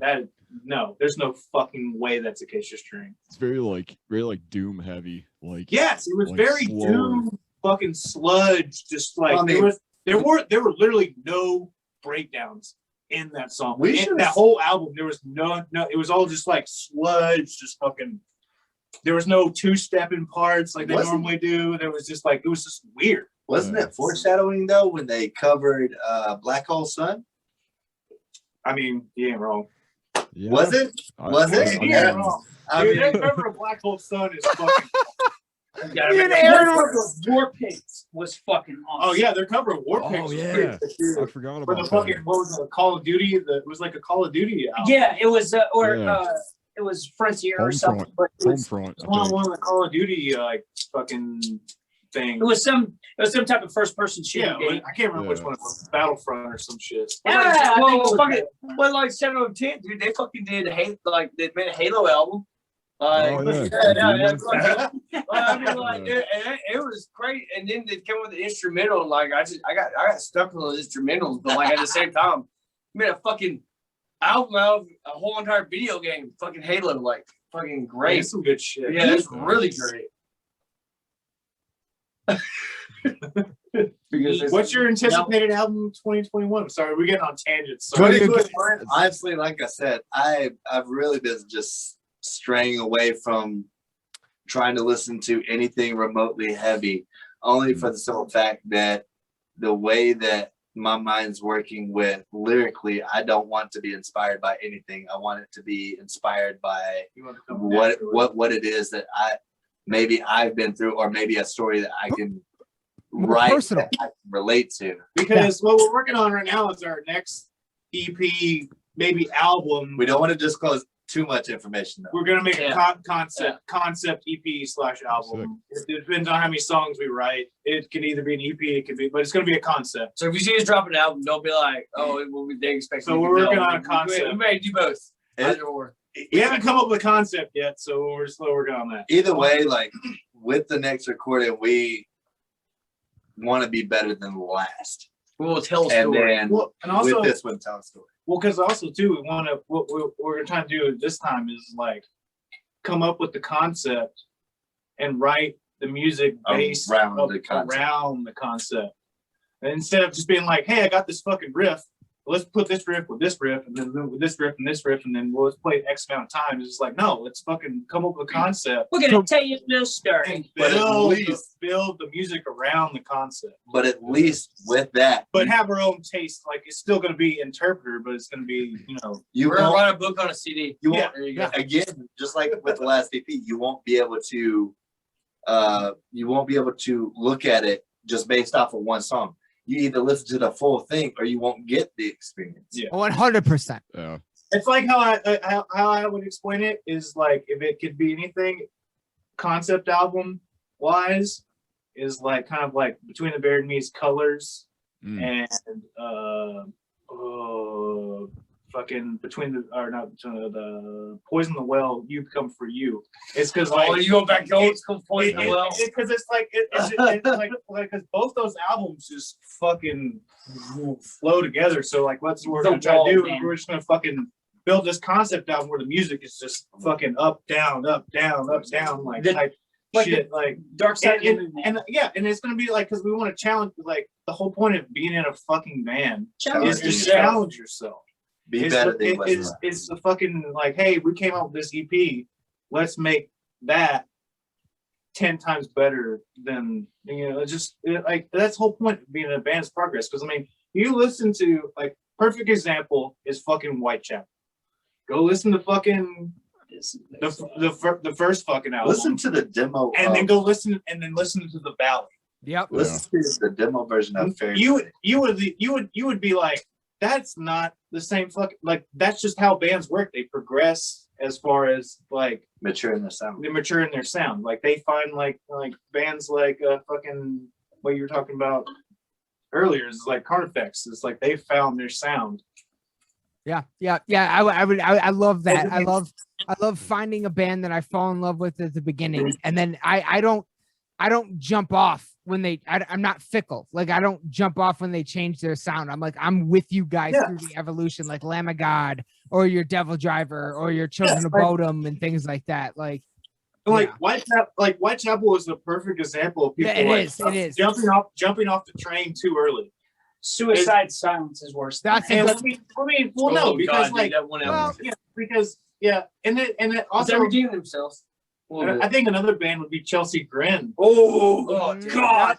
this is Nightmare. Yeah. Was the Yeah. best album Chelsea Grin ever put on a fucking record. Yeah, dude. Like, Because you because they can't. had that fucking one album. Where it Dude, was Tom just like- Barber made that Jesus fucking set. Tom Christ. Barber Was it Lilith? like Yeah, recreated Lilith on that it. sound, dude. That was Like Lilith. Tom Barber Yeah. fucking created Like, like I don't know what it was with like him being in there lyrically wise, Yeah. but like him and that band just fucking meshed like super great. Like dude, Dead Rose and like fucking what like Hostile, like fucking those songs are fucking they hit so damn hard. You could see a distinct change from Eternal Nightmare and Bleeding Sun, which is their current record. I think they have it fully. Oh, that's another anticipated one right there. Chelsea fucking Grin. Bleeding Sun's Yeah, yeah. tracks that they released Because last they've only year released 2 tracks. was insane. Bleeding Sun and fucking Something for the King or something. Yeah, that was funny because that was literally them in a Wild West setting, and all they were Yeah. doing was trying to be like, "Oh, hey, we're-" Dude, but that song fucking hits hard. oh yeah." They definitely they're one of the bands that significantly you can see from beginning to end that okay, in the beginning they had this, all right, this is deathcore. Well, once they had decided that okay, we're gonna get a new vocalist, they took that and just slammed it to the ground. Yeah. And it has not gotten, it could not get any better than I have ever expected that band. You've been following like the Darko stuff that he's been doing. Oh, dude, the Darko's Darko. dude. Yes. Pretty crazy. Dude, it's the fucking Drummer of Amir and fucking Tom Barber. Tom Barber. Yeah. Damn, He's played, but I didn't know about this. No, Yeah. but the guitar players play, or the drummer's playing fucking guitar too. Yeah. Oh fuck, they messed it Yeah, up. so Dude, he's writing all the guitars and he's writing all the music, and then Tom Tom Barber's comes coming in in there with and just vocals. fucking destroys that shit. It's I need to check that Oh, out. that's some I haven't good heard shit, it. I haven't man. heard any of that. Dude, yeah, they got 3 songs out right now. Dude, I Yeah. haven't heard any of that shit. I'd say Dude, like every time they drop something, dude, it's like I'm watching that shit. in That shit's terms of heavy. like in terms of like style wise, I think like as far as like to describe like Darko stuff, it's kind of more like maybe closer to like Lorna Shore kind of stuff that he was doing in that. Oh Yeah. a shit. little bit less like Do you feel Like like, new Lorna Shore, like older Lorna You Shore. Well, know, he was because in- when he was in yeah, Lorna that's Shore, Yeah. Well, yeah, that was his old shit, but like so, like old Lorna Shore is kind of like basing it off of, right? yeah, Yeah, okay. well, Because I was yeah, I like, was 'cause we only had 2 albums before. Or yeah, 3, see, 2 or before 3. CJ McCree and all the fucking Yeah. stupid shit happened, and hey, but the new guy they got, Dude, oh, yeah, dude, yeah. yeah. he's fucking The right. fucking new Lorna Shore shit coming out, man. Jesus. Dude, I like So- the guy that replaced fucking CJ McCreary and fucking Signs of Signs of Swarm. Swarm. Jesus Yeah. Christ. shit. I was gonna get on that subject. That dude is a fucking monster. Yeah. Dude, dude, he did that one guest spot on, I can't remember what fucking video I watched, but he did a guest spot on some song, and I was just like, oh, what? I was like, that came out of you, dude? Heavy Like, dude. fuck. It's like a fucking werebeast. That's weird shit. Yeah, that shit. Well, we are knocking on your guys' timeout. So We can go over a little bit. all right, You guys, all right. come on, bring some more questions. I just wanted to, yeah, I What just you guys got for us? Yeah, yeah. Lay it on us. bring it on. I got a couple more. What else you got, Aaron? Aaron, I know you got some more. Oh shit, my phone died on me. Hang on. No, Well, actually, all right. I got to step away real quick, but I'll be. Oh right no, back. all right, all good. That's actually perfect. All right, so I got one for you guys. Now this is something that I'm going to ask and this is for the record, guys. This has been so much fucking fun. Like this is God, this is just amazing. So We are excited to be We go. here. Sorry, We sorry, love we you. go on rants because like we No, For no, people who have plenty that's to gold. say. yeah. That's gold. That's gold. We're just a bunch of fucking metalheads that are pent up, haven't been able to play or be at a show in a year, and we get to finally like just sit here and talk about metal. So like, but one of the biggest like. So obviously 2020 was fucking terrible. We didn't go to any shows. I'm used to going to like 2 or 3 shows a month minimum. Like it was fucked up. And then we all hope, of course, 2021 starts with like a more positive thing. And then for me personally, my fucking probably like arguably my biggest like hero in metal passed away. Alexi Leho died right at the. You can see he's right here behind me. Yeah, That's him right there. Like that. Toast to thee. Toast to thee. Fuck yeah! Toast to Alexi, man. Fuck yeah! Cheers, boys. Absolutely. So I do what I kind of want to do is ask everybody that I have on throughout the year. The course of the next year is ask them, are any of you fans of Children of Bodom? Do you have any experiences with them, with Alexi or anything like that? I actually like my first band, like one of my first bands I got into, like the guitar player was a huge Children of Bodom fan. So he turned me on to Children of Bodom. So like ever since I heard that, because like Alexi had that fucking dye bag sound. Yeah, I was a huge fucking Pantera fan, so like. So am I. Yeah. Dude, I loved fucking the way his guitar sounded and how he played and shit. Like, cause when they came around, it was like the Euro metal wave when like In Flames and fucking Soilworks, and fucking all them. So like, I got into that shit pretty good. Like I love Children of Bodom. It was fucking good shit. I actually discovered Children of Bodom on a Guitar Hero game.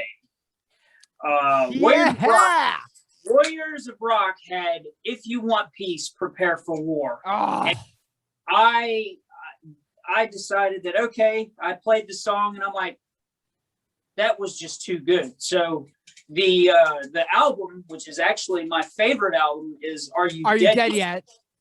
And I just listened to that from cover to cover and was like, wow, I really do love the guitar work because around that time I was really big into dual guitar players. Like, Metallica has dual guitar players that like dual solos and stuff. And then, at the time, harmonizing. At the time, Avenged was really good with their guitar work. And it just kind of turned me on. And I was like, wow. And then he also sang vocals. He did the vocals. And it just really turned me on to more of them as a whole. Like, what was the song that I don't give a flying fuck motherfucker? I think that was that's In Your Face. I can't remember yes, In Your Face. I heard that song and those lyrics. I don't give a flying fuck motherfucker was just great. It's and like, the fact that they're from Sweden. Finland. Oh, Finland. Helsinki, okay, Finland. Yep. He's Finnish. But dude, they got as big as they did. They headlined so many shows. What's your experience with Children of Bodom? Man, I'll be honest with you, and this is just me being 100% honest. I never listened to them. Fair enough. I know who they are. And I used to sit with a guy in high school that was a huge fan of Children of Bodom, wore their hoodie every day. That's all he talked about was like, dude, Children of Bodom. So I always put them on a pedestal in my mind because I was like, they have so many fans.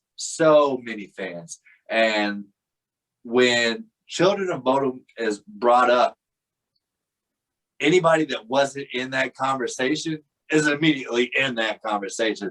There's like, what? Whoa, children bottom? Like, so like, honestly, like, that's just, Using that. I've been like, okay, so that they, they're living up to it, obviously, because otherwise fans would be coming out of the woodwork every time that you even mention their name.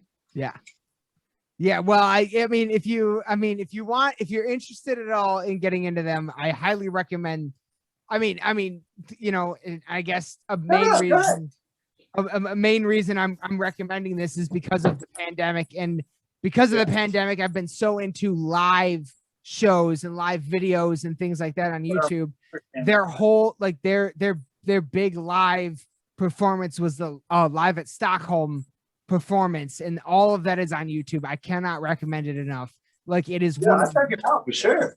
Yeah, it's one of the best live performances I've ever seen to this day. Like, it's just, I go back to it constantly. Like, it's, I mean, like, if you want a place to get into them, that's a pretty good place to start. I'll say that. That's, okay, all right, yeah, man, I'll check it out. Yeah, like, it's a good video. Next time we do this, man, like, you want to see reference on that. You want to see like yeah. The fucking you want to see like a crowd of like thousands. I'm talking about like they had a huge fade, dude. People like, this is at a festival. I'm talking about this shit is fucking packed with like thousands. Yeah. Like the video he's talking about, yeah, has got live shots of like the crowd. I'm talking about like thousands of people. Some like it's inside. It's inside. Oh, you're talking about the one inside. I thought you were talking about the one in fucking I'm talking about Stockholm. Oh, okay, yeah, okay, that's a different one. Okay, Yeah. yeah. They play because they play Wacken Festival too, and that one is fucking cool. Oh, they've played Wacken, Bloodfest. They play you can find pro shots of all those festivals for sure. Yeah. Thousands of fucking people. Walking and Download are some of the biggest. Yep. Did you imagine if fucking the drop on like Dirtmound on that fucking like 70 people? Dude, I wouldn't. Dude, I don't need. If I saw that many people at one time that I wasn't ready for, I don't even know how the fuck I would actually be able to react. Like, you're not looking at just like. What do you're looking at. What do I do with my hands? I'm not so sure what to do. What do I do with my hands? Yeah, I don't know what to do with my hand. Fucking Ricky Bobby. All right, lay him down to your side. Fuck yeah. Shit. Awesome. I mean, yeah, no, like he was just like one of my biggest influences. So I just want to ask everybody that I have on throughout the year, like, do they have any experience with Children of Bodom or Lexi? You know what I mean? Like, did they have an influence on you or anything like that? So I just like to ask that every time, for sure. Yeah. But one thing I definitely want to ask, and I know Aaron's got some other questions, but I want to get into this real quick. Aaron from Interpreter, since you weren't on last time. Oh, God. And the other three know what I'm about to ask, probably, because I always ask this of everyone new that's on. Oh, wait, yeah. There you go. Yep. You got it now.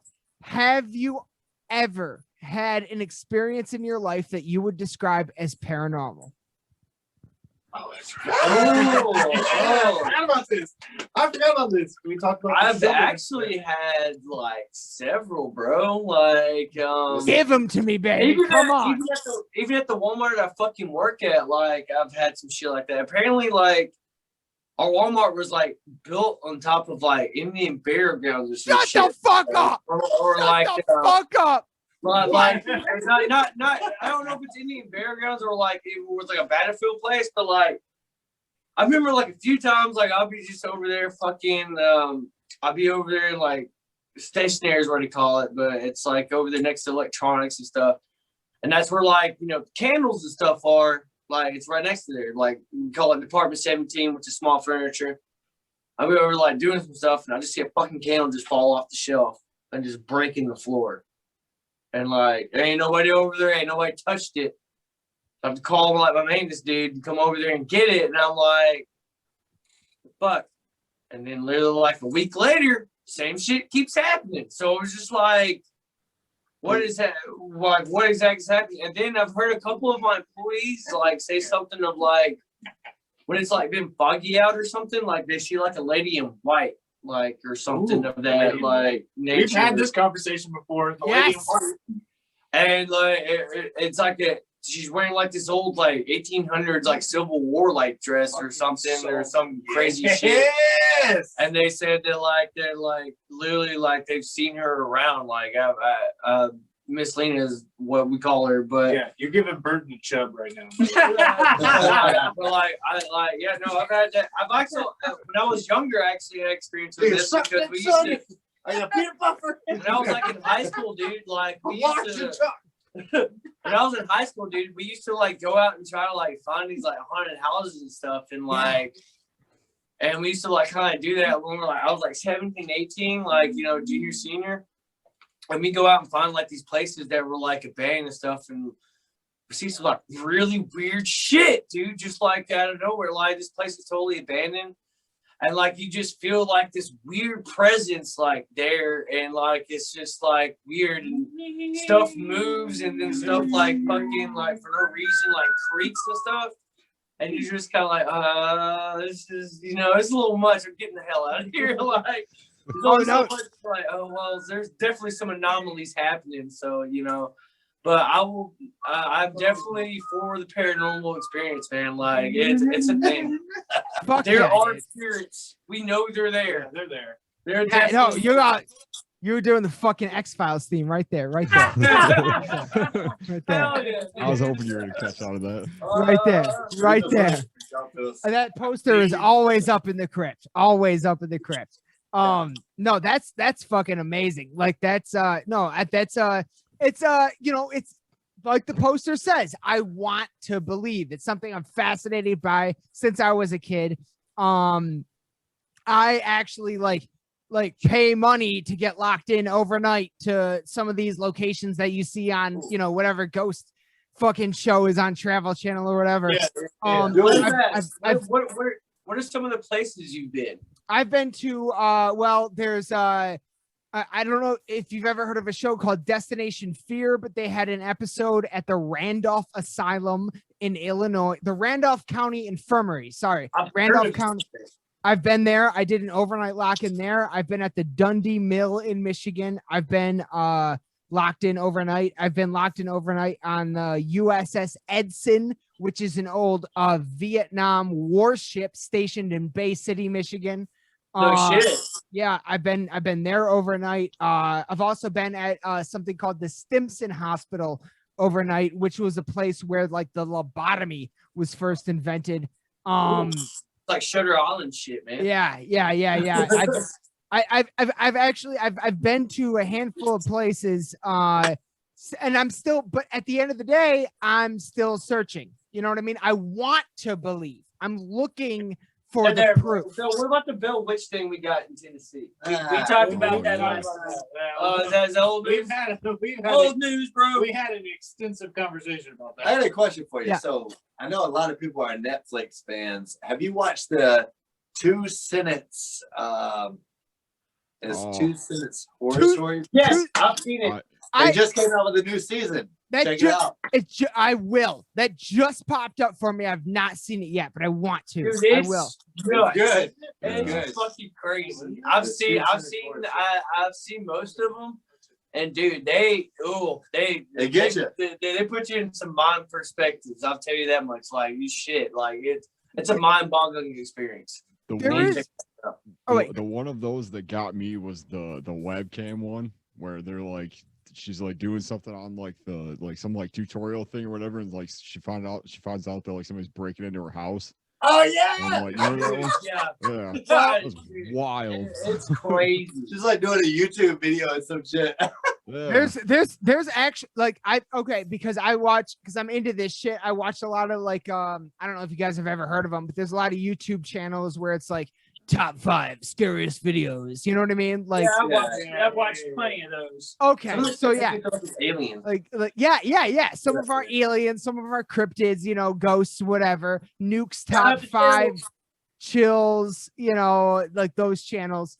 And And like I've actually seen a video where a girl was performing some sort of YouTube tutorial and someone was fucking breaking into her house while it happened on like, so that what you just described, Aaron, I've actually seen happen in real life. It's fucking crazy. Wow. Damn. Probably based on that video. Yeah. Probably. It could be a basis. It's gonna be just based on that video. Something happened. I do have one question though for you guys. There is a piece of folklore up here in Michigan and Wisconsin that's similar to Bigfoot, but We've done this. We've done this before. We did this last time. Dogman. The Dogman. Okay, there we go. Okay, so yeah, we already did this. All right, yeah. I just because I've heard some fucking crazy Dogman stories from Tennessee. You hit something with your. Or was that was you? It was Storm.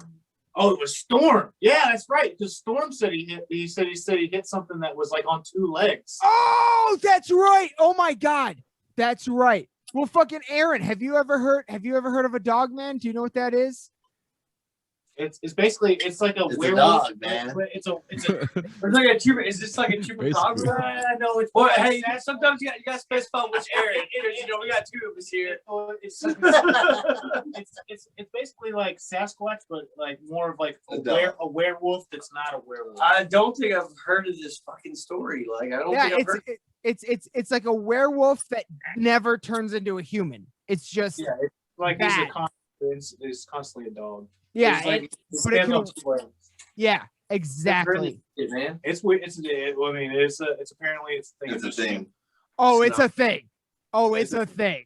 Like, look, after we're done with this, done just it? Google search Dogman, and you will be treated to a plethora of information. Like, He's done his research. oh yeah, I've been following this for many years now. I When it I comes just got to- I just got fucking sucked into a Paranormal whole shit. new Yeah. fucking Yeah. anomaly of Yeah, paranormal Burton's like the shit. paranormal like version of Jeremy. He's like anything paranormal. I'm in there. Yeah. Because like, dude, I got like fucking Sasquatch tattooed on me and fucking Wait, like. Have you ever jackalope. seen? Oh my Huh? God, Jackalope! If you see it, I got Sasquatch on me. I love Jackalope, dude. I fucking okay. Have you ever I seen? got like fucking jackalope, Sasquatch. Oh my God, that's fucking so all that dope. shit. Yeah. Do you have And then I any? got fucking Loch Ness monster, and then Oh my like God! Ruffler alien skull. Yeah. So like this is like my whole sleeve, like it's my whole entirety, and I got the original like alien like put on my fucking arm. Xenomorph. Oh, that's one of my favorite Dude, movies, they dude. actually made a xenomorph. Yes. If you guys didn't know, FYI, real shit. Xenomorph is a thing now. It's real. It's real. What do you mean? It's a frog. Oh It's a shit! real Really? thing, and it looks like Alien but green. And What? that's it. Fuck. It has What? like the hot dog head. Yes, What? it's a thing. Look it up. I will. I don't know. I I'm feel going like to. that. You're trying to make a face over It's a thing. Yes. That's crazy, dude. Somebody says, and it begins. That's what they said about Terminator. Like, you guys not watch this fucking movie? Right. You don't know how this ends? Oh, I Skynet, love that. they take over. Skynet's gonna take fucking over, dude. There goes Alien versus Predator. Hey, we've already said aliens are real. Here comes fucking the Predator. It's all gonna mesh at one time. And Wow. we don't know what the fuck is going on. Well, okay. Well, Aaron, have you ever had an experience with like not just ghosts, but like Bigfoot or UFOs or anything? I've seen some shit in the sky that I've been questionable about. Okay. And it wasn't like the Goodyear. It wasn't like the Goodyear blimp thing where everybody thought there was a fucking UFO in the sky. He said, But I've seen some shit that like, you know, I've seen some like stuff in the skies, like that I'd be kind of like, dude, like there's no way that that's like a satellite or something like that. I tell you what, no fucking Goodyear blimp, that's for sure. Oh my god. Fuck yeah. Y'all do remember that, right? Is that like everybody knows about that story, right? We're just making fun of it, bro. But that's fucking hilarious. You're over here completely clueless. Why? What? You said I've seen some shit. I said,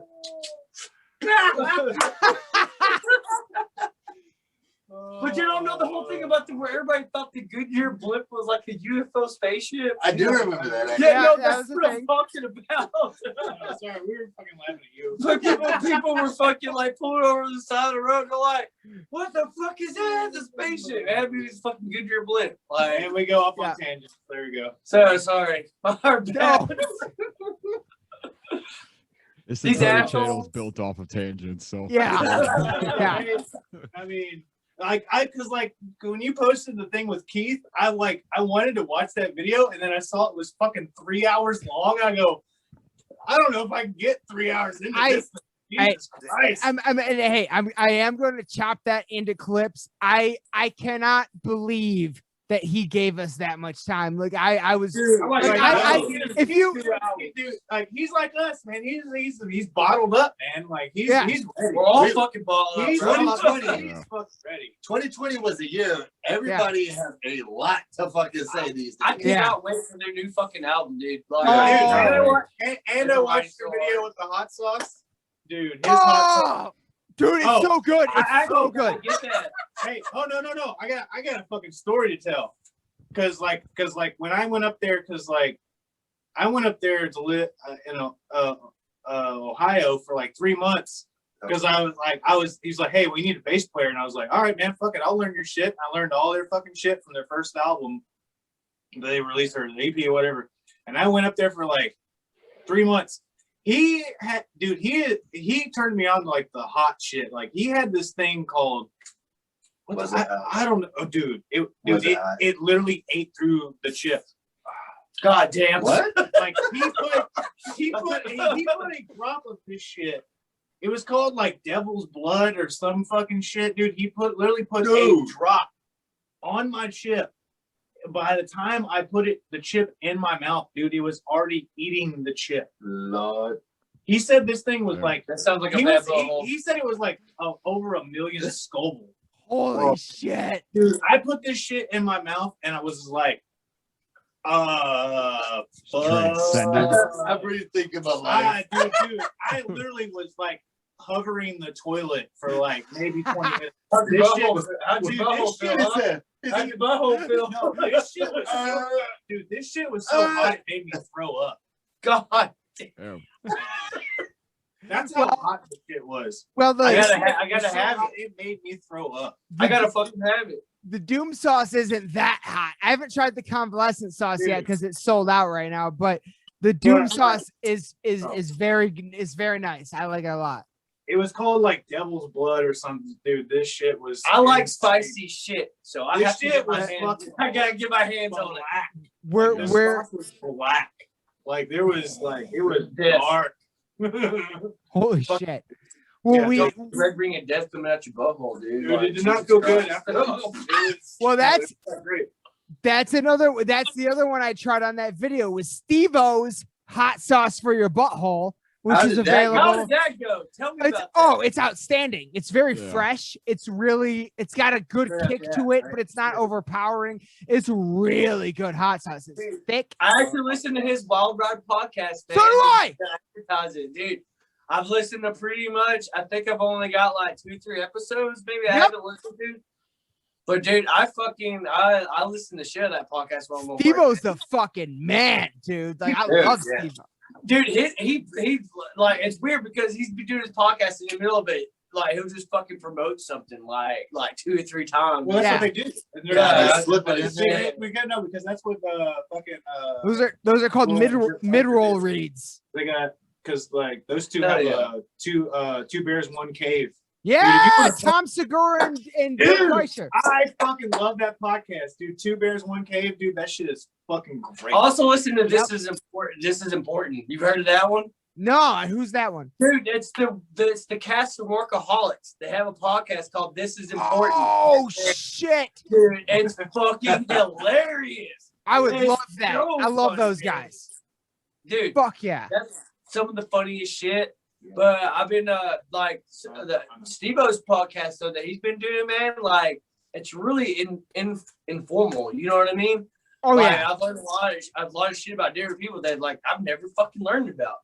Just kind of Yeah. like how you do in your podcast. People are learning shit about us Yeah. they've never ever learned about, So it's how the fucking ball rolls. 100% what I'm going for is that, like my biggest, in terms of podcasting, my biggest influences are Kevin Smith and Joe Rogan. So like, Oh, it's just, yeah, very good. Very good. Joe Rogan's podcast, Joe- I love that shit. Yeah, he's like the number one.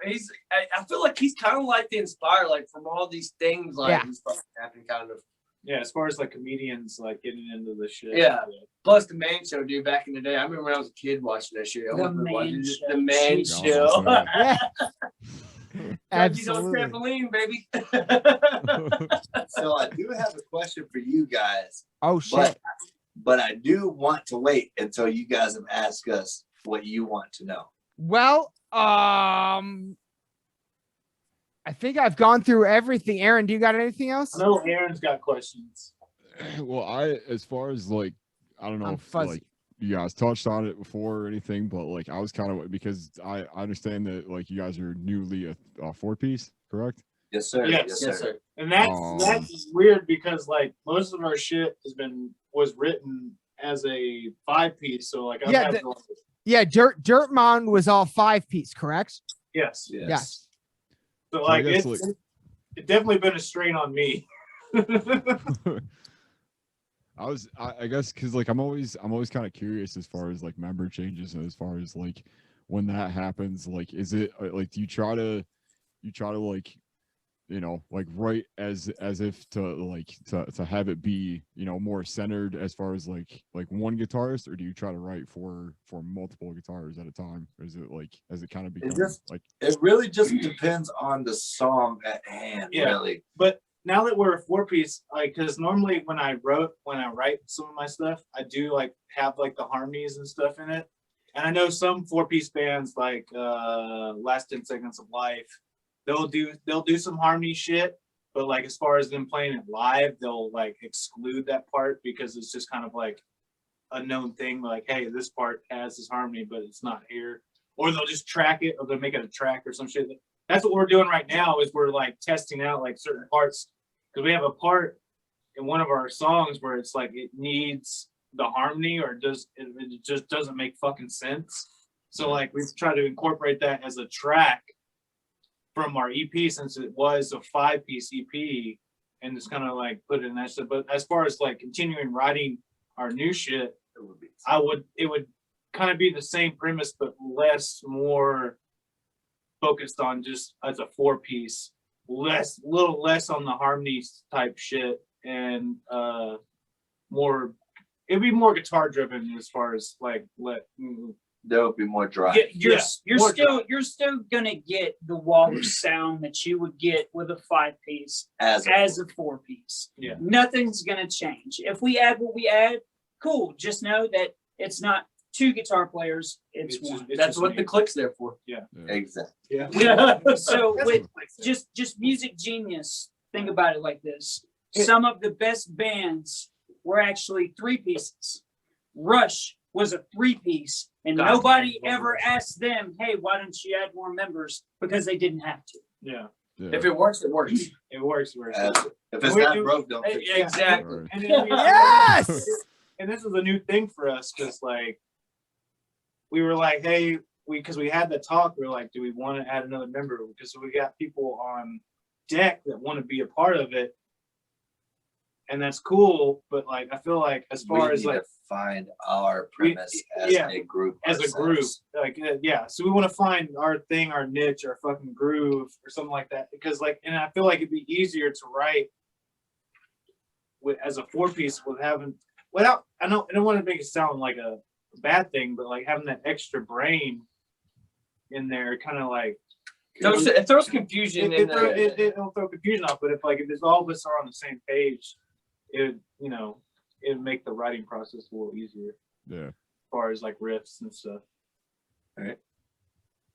I guess it kind of like, because to me, it's always just like interesting to see just how different bands deal with it. Because I've seen like Volumes, they're a little bit like older, but as far as like seeing them live and stuff, like how they kind of like do like the backing track stuff with the guitars. But then there's like bands like Goat Horror that do like Like they kind of layer their stuff in the like on their albums, but then live it's all just one guitar player and stuff. So it's and that's the thing that we're gonna try to go for is more of like the album is what it is, but like when you see us live, we're more about the energy of the show more than like not that it's not gonna sound different. It's not gonna sound different by any means. If anything, it'd be even heavier live than it is on the fucking album, because that's our main goal, was to be like to push the envelope as far as like live performance goes. Like we want to put on a show.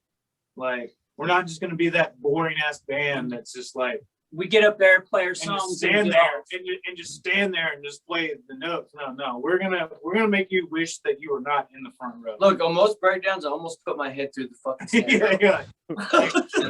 Like, I feel sorry for anybody at our shows that are in the first 2 rows of the stage, because like you could get hit with a guitar or a water like, bottle. I'm slinging my guitar in your general direction, whether you're there or not. Our thing is just we just want the energy of the crowd.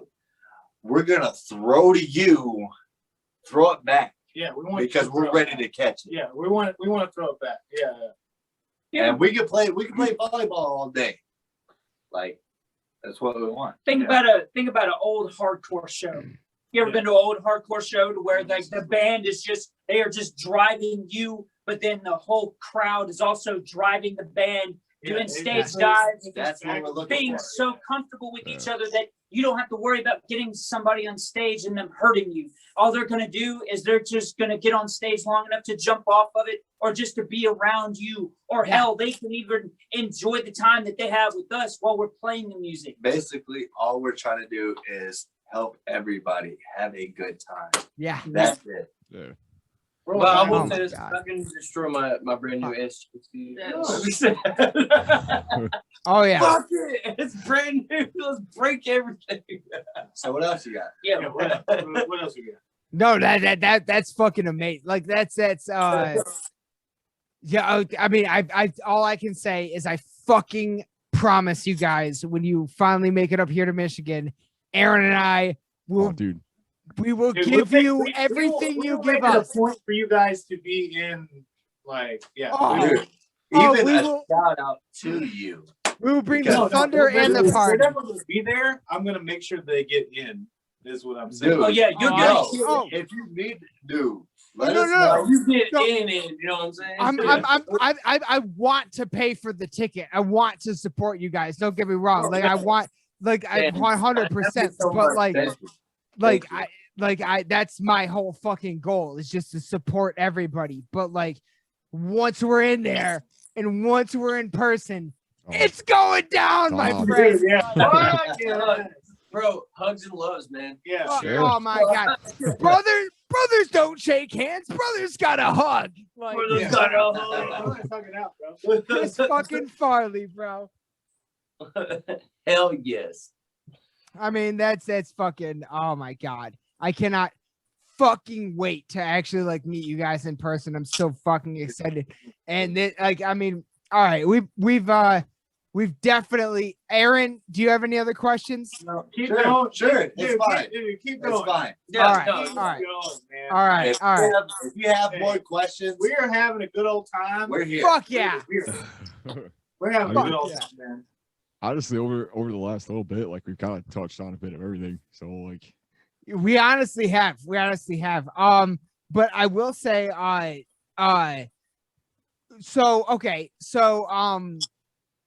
it sounds like your guys is like kind of like restrictions and stuff are the same as you guys. Do you have anything like, okay, yeah. So there are 2 parts there. Do you have any tentative shows scheduled in the near future? And coinciding to that, I know, of course, you guys just released Dirtmound, but now being a 4-piece, are you guys starting to work on any new music? Do you have any new shows planned, or do you have any new music in the works? All right. So as far as shows, we do not. Okay. We do have ideas as far as what it is we want to do. We're getting a concept. But now, as far as new material, that's the question I have. So, question number one: have you guys listened to the EP yet? Yeah, he has. He listens to He has. He has. Aaron's had. Oh yeah. Oh Yeah, man. yeah. I've been Yeah. jamming it. Okay. Good, actually. So I have a question for you, as listeners. Okay. Right. Now, what you heard on that EP, what is it? This is my question for you guys that I said I had earlier. What is it, as listeners, that you guys would love to hear more of from us? Ooh, Hmm. that's a deep one. That is a That deep. That is a heavy deep one. hitter Oh, question. he fucking hits you. He hits you with a good one. What is Yeah. it? Hey, give me 1 second. Let Ryan get back. Take a second. No. I'm gonna hold it out. Take a second. Think about that. Go ahead. No. I'm gonna hold it out. No, I'm gonna do Take a second to think about that. What is it that you heard on that EP that you would like to hear more of? Well, I would say, because I'm a big fan of there's a lot of like darker atmosphere on it. And I would say that like I've always been a bigger fit, and like you guys did a lot on Welcome Home, the single that was put out. I realized it was kind of like it wasn't necessarily a part of the bigger EP. Yeah. But just kind of like there was elements of that in it that I really liked. And I'm always a sucker for like the like straight up like you know, like I said, I keep calling it this, but like ass beater parts, like just the stuff that like, you know, the big like down tempo kind of like breakdown stuff. So I guess like the traders type shit. yeah. Okay, yeah, I got you. All right. So fucking black tongue. It's just black tongue. Black tongue. It's like deep down, fucking Fucking straight black deep tongue. down. Go on. All right. I am a sucker for Aaron and I both, honestly. Like I said earlier, I thought that was a real sample. Like All the that. samples, I yeah. love. I'm a giant fan of Children of Bodom. They're the ones that got me into samples. I love samples. Anytime I hear a band use samples, I love it. But just like honestly, like what I like about you guys the most is the melding of subgenres, like the marrying, the interconnecting of all the different fucking subgenres, that like it's like one song can be this and the next song can be that. I'm so sorry. You're an asshole. It You keeps said me you were guessing. He said samples, and the first sample that came to mind was the Suicide Silence sample of "Now I Want You to Scream Real Loud in My Ass." Well, I thought the Al Pacino thing was a subgenre or a sample. Sorry. I'm sorry. No, I just thought the Al Pacino thing was an actual sample. The fact that you guys did that alone makes it even more amazing. Like, so like stuff, you know, I'm just a sucker for that kind of stuff. And fucking like just honest, really, there's just like the marrying and the melding of the subgenres. I really like, don't stop bringing in your influences to make something new. You know what I mean? I like how you explain it, man. Like the mixture, like, I mean, shit, like we brought so many different elements, like all four of us kind of came from a different type of thing. Like you're more metalcore, you're old school, you're more deathcore, and I'm kind of like the whole mathcore shit. Like I like the whole I'm right there. So like all those elements that you described, like I really loved how you just broke that down. Like that was like that that's was what makes us is because like the whole metalcore, because like you put metalcore drumming and then old school bass player and like deathcore vocalist and like guitar player who's all about fucking like mathcore fucking. It fucking works. It's just weird. It works. So you described what you liked about the EP, but what is it that you would like to hear more of? Okay. Oh, you're gonna come at me like Aaron that, bro? Come on. He likes the dark ambience. Aaron keyed his part. I'm talking about Burton. Okay, coming at me like that. What you liked about the EP? He didn't want to. What do you want to hear more of? More of. All right. More of. All right. Fair enough. That is a good point. Because without fans, what is a band? Yeah. Nothing. that's- And if you don't know what they What- like about your sound, how are you supposed to pursue? until Yeah. you connect. Yeah, Exactly. And it's the same with a podcast. It's the same with a Yeah. and we're trying to figure out how to connect with our fans right now. So far, all of our fans that we know of are bands like you guys that we talk to. Yeah. Hey, you got to start somewhere. So I mean, Right? start because like if bands like us are promoting you guys, I mean, like, hey, we're on this podcast, and then more people are gonna be like, watch the podcast. Every time I see something of yours, I promote the shit out of it. Yeah. I'm like, I Fuck share yeah. that. Same. Every time. Same. I try to promote the shit out of you guys 100%. Because I did it earlier today. I shared you guys' fucking new EP. Yeah. But I would say, God, what do I want to hear more of? Fuck. So think That's- about it real quick. It's okay. Don't be rushed. He did do like an exclusive right now. Right. He did. He did. So I mean, just let him do his thing. Put him on the spot, man. I mean, okay, I guess it is hard. It is hard to say because it's like I think because I literally I put all like that's the thing, and that's even with Aaron, even with my co-host here, Aaron in his band Bogwraith. Like when I listen to bands, I don't like it's not it's weird for me. Like I don't I put them all on kind of the same pedestal. Like I put Bogwraith and Interpreter on the same pedestal as Lamb of God. You know what I mean? I look this is a band. They're making amazing music, and I like it's like I just put them in the same kind of like plane in my head, and then I'm like, all right. Then I go deeper in. I start there, then I go deeper in, and then it's like it's more of just like appreciating what it's honestly, especially with like a newer band like you guys, like I would say the thing I want to hear more than any, because I feel like I've heard the beginning, you know what I mean? Like I've heard the beginning of the sound, these amazing, incredible fucking breakdowns, like really fucking amazing vocal performance, drum performance, everything. I get, but I'm hearing all of these elements come together, right? And so in that way we've been talking about all night, I'm hearing all these different elements of this music come together. What I'm excited to hear in the future is how you culminate that into a signature sound. So basically, you're asking how we would take that sound and mature it into a specific sound. Because is that now how every band starts? You know what I mean? You're totally right. That's okay. Right? I mean, that's how any band starts. Is like, hey, we're gonna start out as like deathcore, and then eventually you're gonna be like, fucking left field. We'll fucking figure out, how we fill it out. We're gonna fill it out. Yeah. So say for instance, but to again, your adding to that question. okay. So now you want to hear it mature.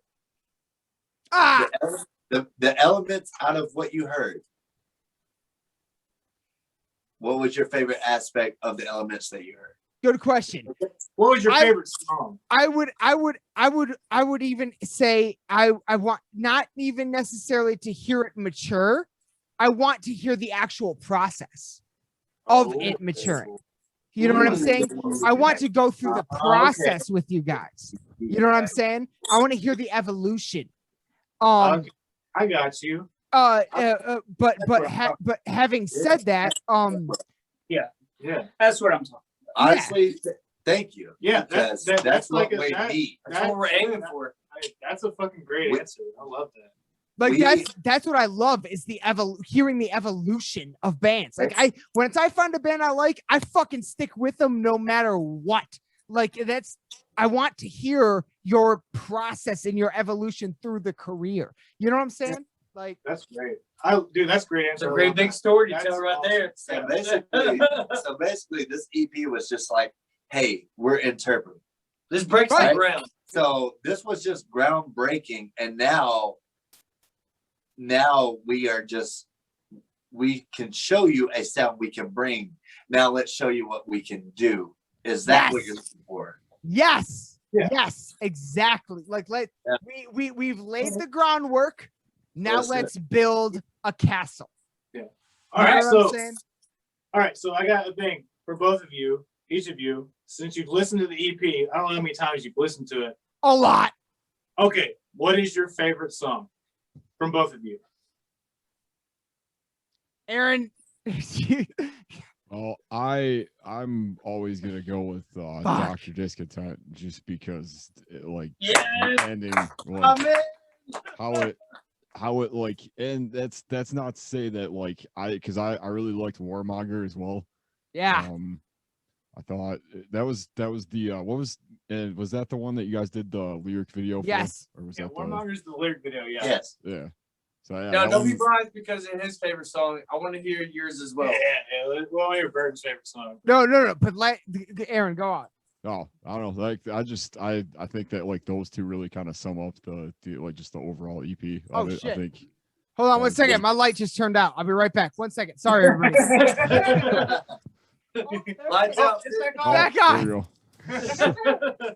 Holy shit. Sorry. Clap off. Yeah. Damn it. Anyway, go ahead, Aaron. All right, Aaron, All sorry, Aaron. Aaron, yeah, what were your favorite songs again? Oh, just Dr. Discontent and Warmonger. How come? Well, I mean, I don't know. Like I feel What like I feel made those like stand out to you?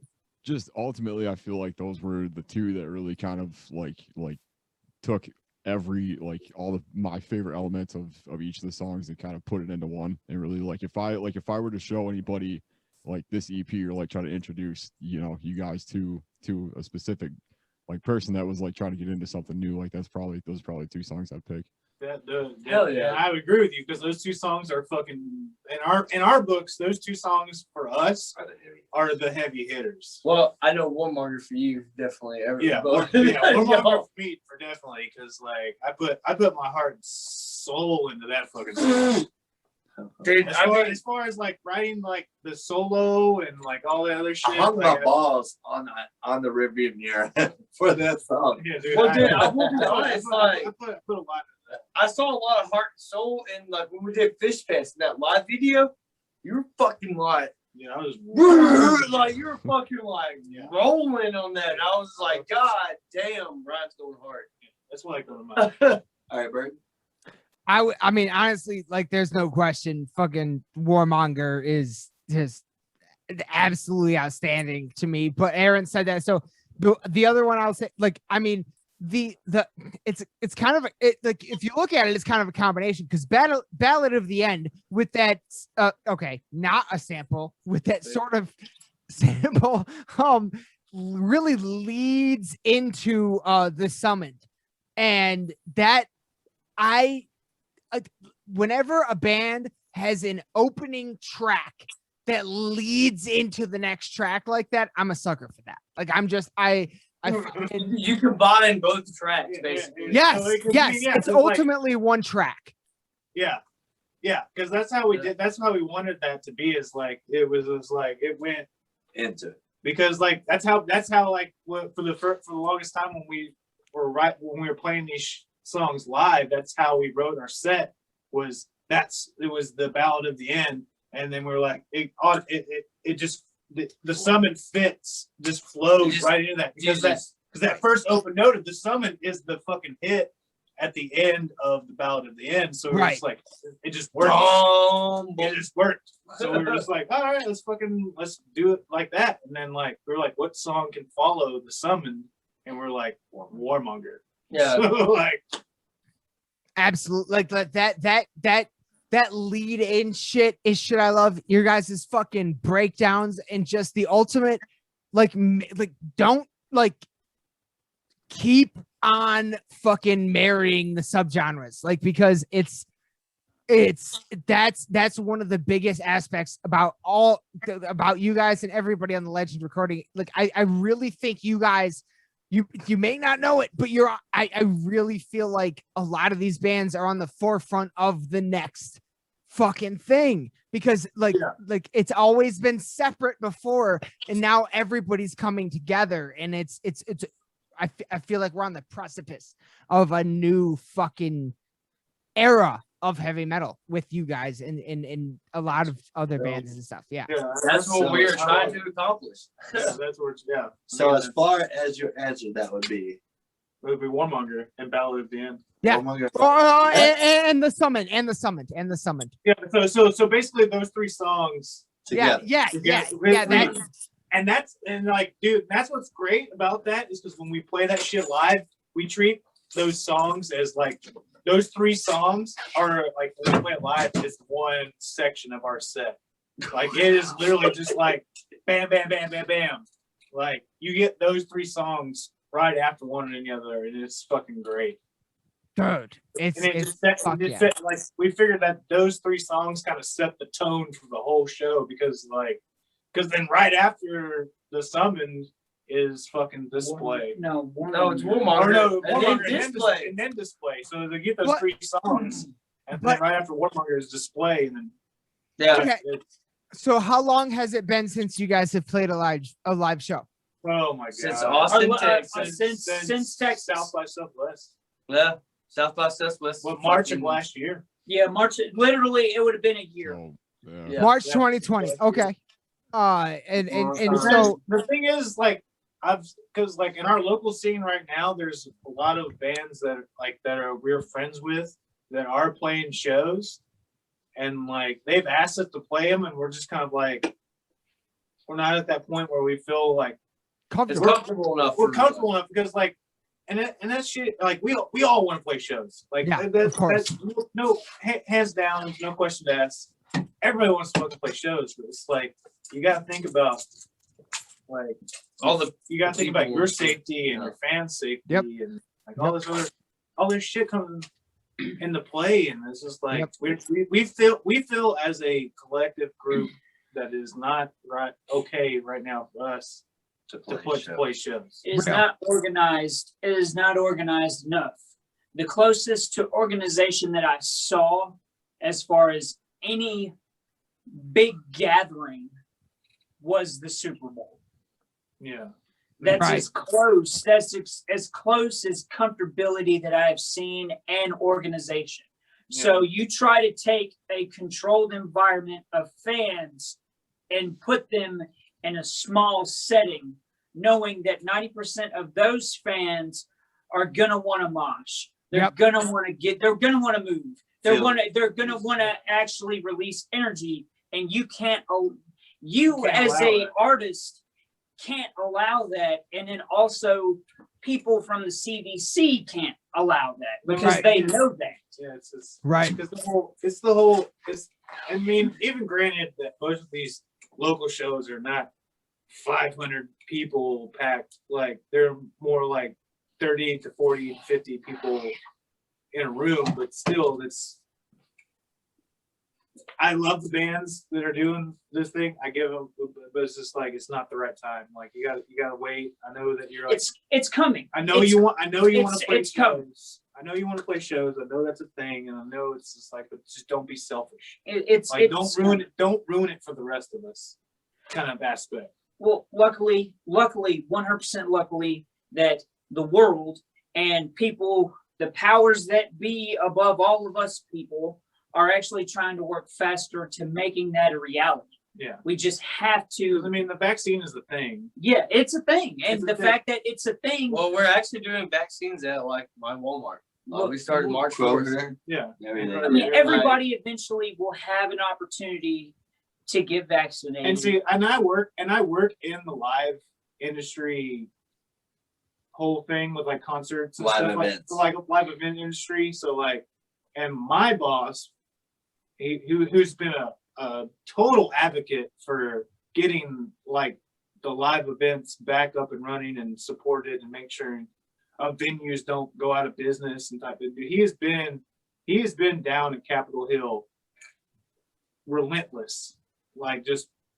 pounding these senators and all this shit about this stuff. Like, so like he has told us as like a company that like he hopefully wants to see us up and running by June of this year, like full tours. Like we're prepping, tours are going out the door. Yep. June. So like, and I mean, this dude has like the highest optimism, and I love this dude. I love working for this company and doing all this stuff. And it's great to have the insight that I do to know that like June is a thing that could possibly be a thing, because like because if the whole vaccine happens, like he's like the CDC was saying, if like the vaccines stay on track, that like herd immunity could take effect by next month or May. So like if herd immunity happens, I mean we're all good. And that's we're not in retrospect, yes, we're all good. But like the virus is still a thing. It's going to be now the common flu type deal. Like we're going to have to get a vaccine like every X amount of fucking years or some shit like that.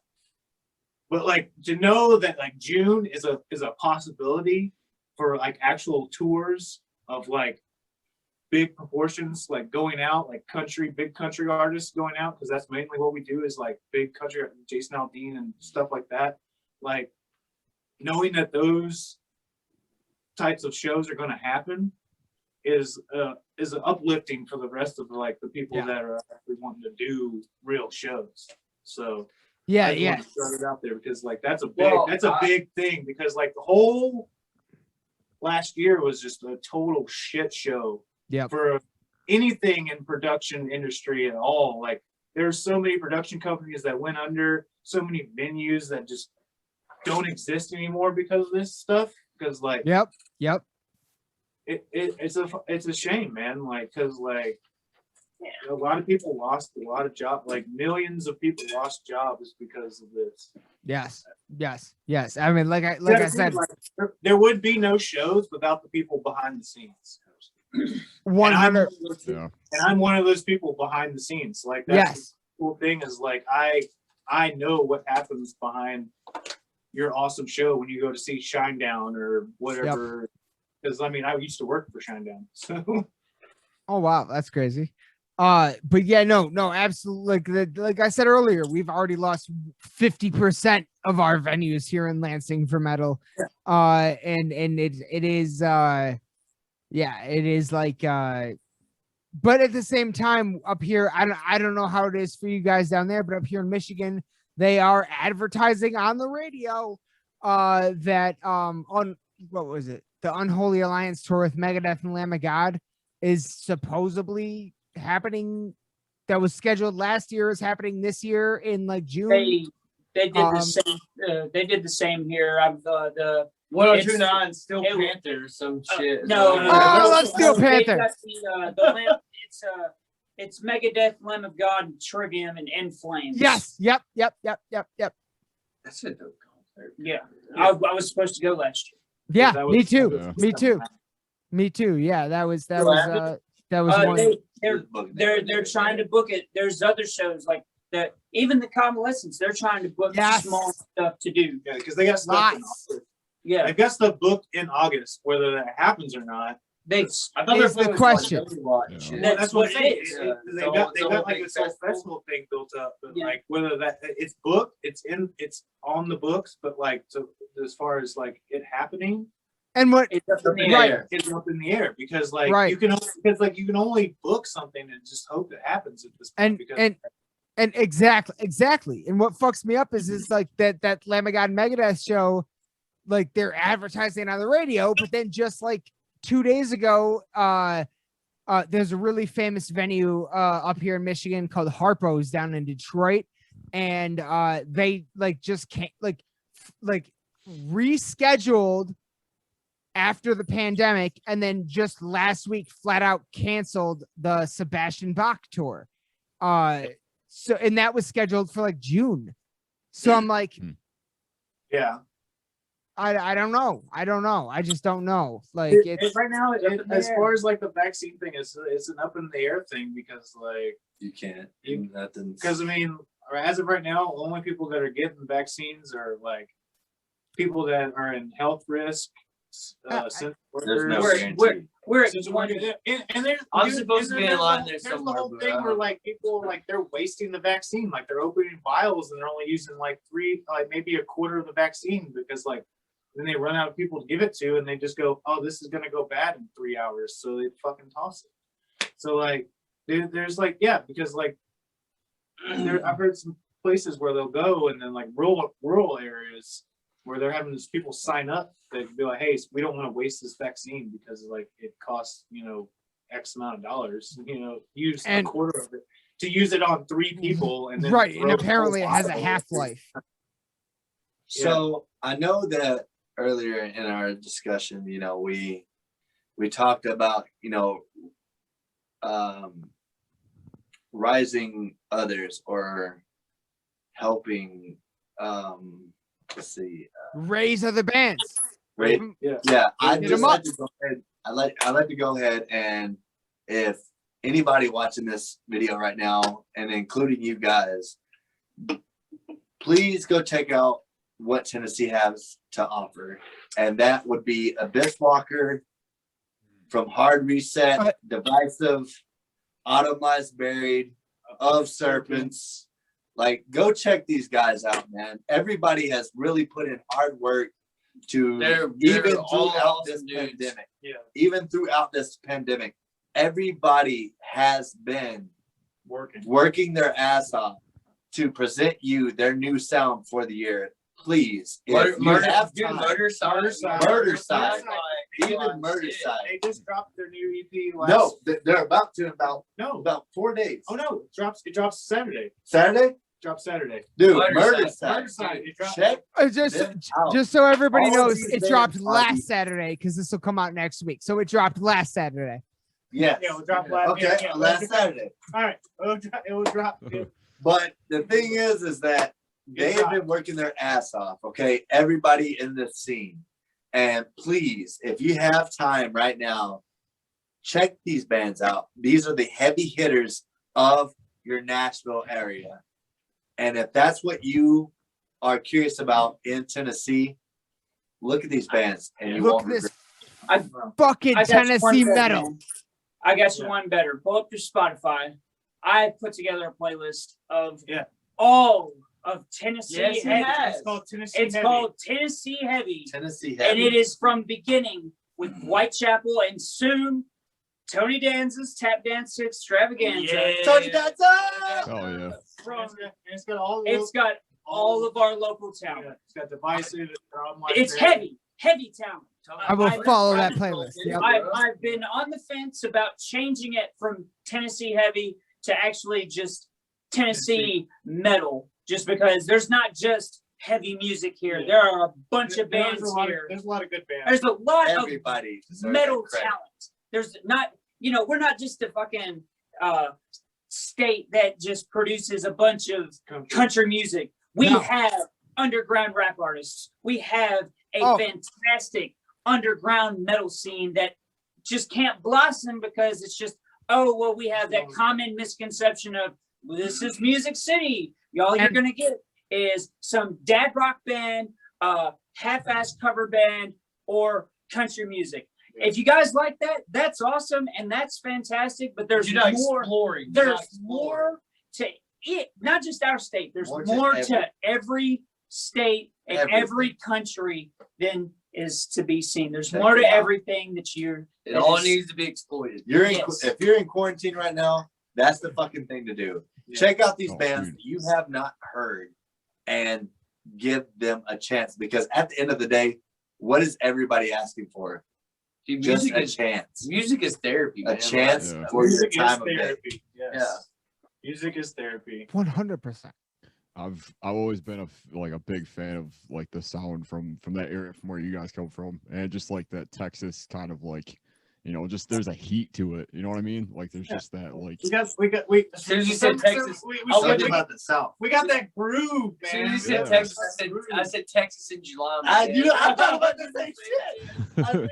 Dude, or night in Texas. Dude, no, dude, both of those Hey, bands both of fucking those crazy. bands. Dude, dope as shit. Yeah. We just have plenty of talent here that doesn't really get recognition that they need. And with that's the On a thing is, burning like, body. we're here to uplift all these bands. All of them. Because All of them. again, who's next? Who's going to be the next people in line? Because I'm sorry, people, Metallica's going to die eventually. Yeah, they are. Everything will eventually fall off. They're not going to die because they've left a legacy. Alexi's gone. Like, Basically, each state has its own sound, and this is Yes. out.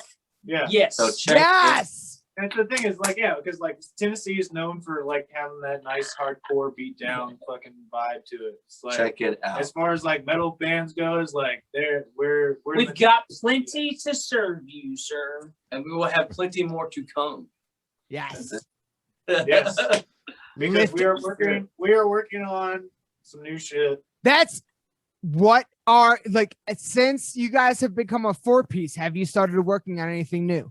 We have. We Yeah. have Yeah. Has it Sure. changed the dynamic? Being a 4-piece, has it changed the dynamic? Hell no. It's We're gonna I be. mean, in this aspect, and for on my end, yes, it has changed my. You're getting way ahead of yourself. No. As far as like writing as far as writing as a 4-piece, because like normally when I write my guitar parts, I've always been in a 5-piece band. I'm like, Right. hey, this shit would sound cool with a harmony, and like I still want to kind of do that, but I want to like not do that because and try to find a way to like compensate for not having the harmonies. You know what I'm saying? Mhm. It's kind of like make it in its own.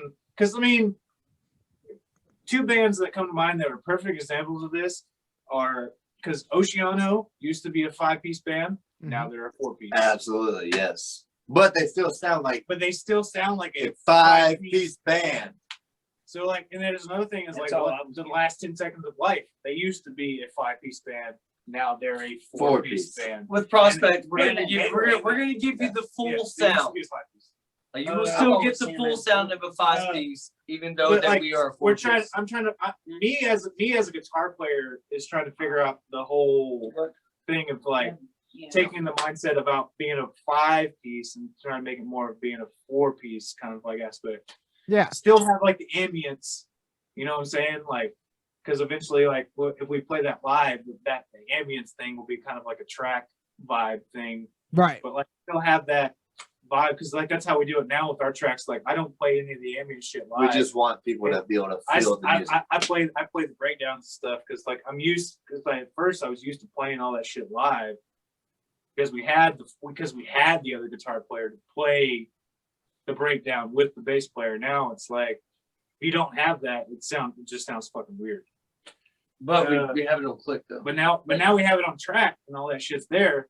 Now that we can move around that, and we've practiced as a 4-piece, and I've made the tracks work as a 4-piece now. We just changed the atmosphere of the show. Just a little bit. I mean, The atmosphere of the show will still be there, but it's just minus 1 player. yeah, Again, you could still have 4 players and still have a wall of sound. it's still. It's It's helped you too because now like Oh yeah. it's weird because now he's got to become a bass player and a guitar player at some points because like there's some parts where like in Warmonger like live I have to play that solo because I don't want that fucking solo to be a track. That's just fucking sound. weird. But Right. So now he's got to play kind of the guitar part, the notey guitar part in that. Oh.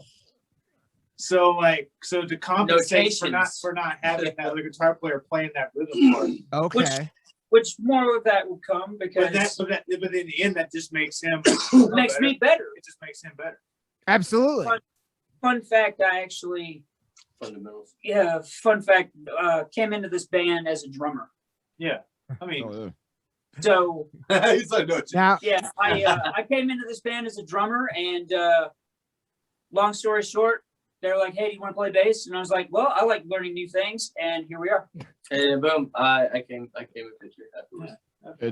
It's funny because we kind of did the same thing. Like my bass player that's with us now was the drummer for the old band that kind of became Bog Wraith, and then I came in, and so kind of the same thing. So it's weird. I've seen a lot of similarities. Hell yeah, I mean, because like most drummers, if anything, they become bass players. Yeah. Because I mean, it's still the rhythm. It's still the thumpity thump. It's the rhythm.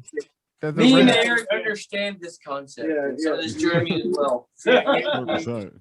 Like you're holding the groove, the whole aspect, of the whole band. It's like that's the groove part. What else do you guys got for us, man? Fuck, man. Honestly, like that. It's like you guys have given us 45 more minutes than anticipated. Like that. Who cares? Hey, we're here. No. I'm pretty sure this is how Keith's interview happened. It's like, hey, Exactly. It is. It is. He got We got a lot of shit to talk about, you know. No, we're all like for an hour and a half. We went 3. It's fine.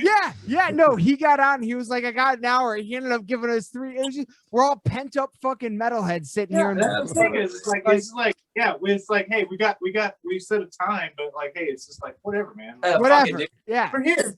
We're having this fun. is what we get into the whole groove things, and it just kind of happens. This is what podcasts are all This about. has been a fucking thrill for me, man. You realize I've loved every minute of this, man. Hell yeah. This has been a great time. Every time we do, like first time we were on here, dude, great. I feel like Aaron and Aaron could start a podcast just called Aaron Squared. Like that. AA squared. Hey, no, fuck that. Double A rating. It just needs to be called double A. Key and Peel destroyed us, my friend.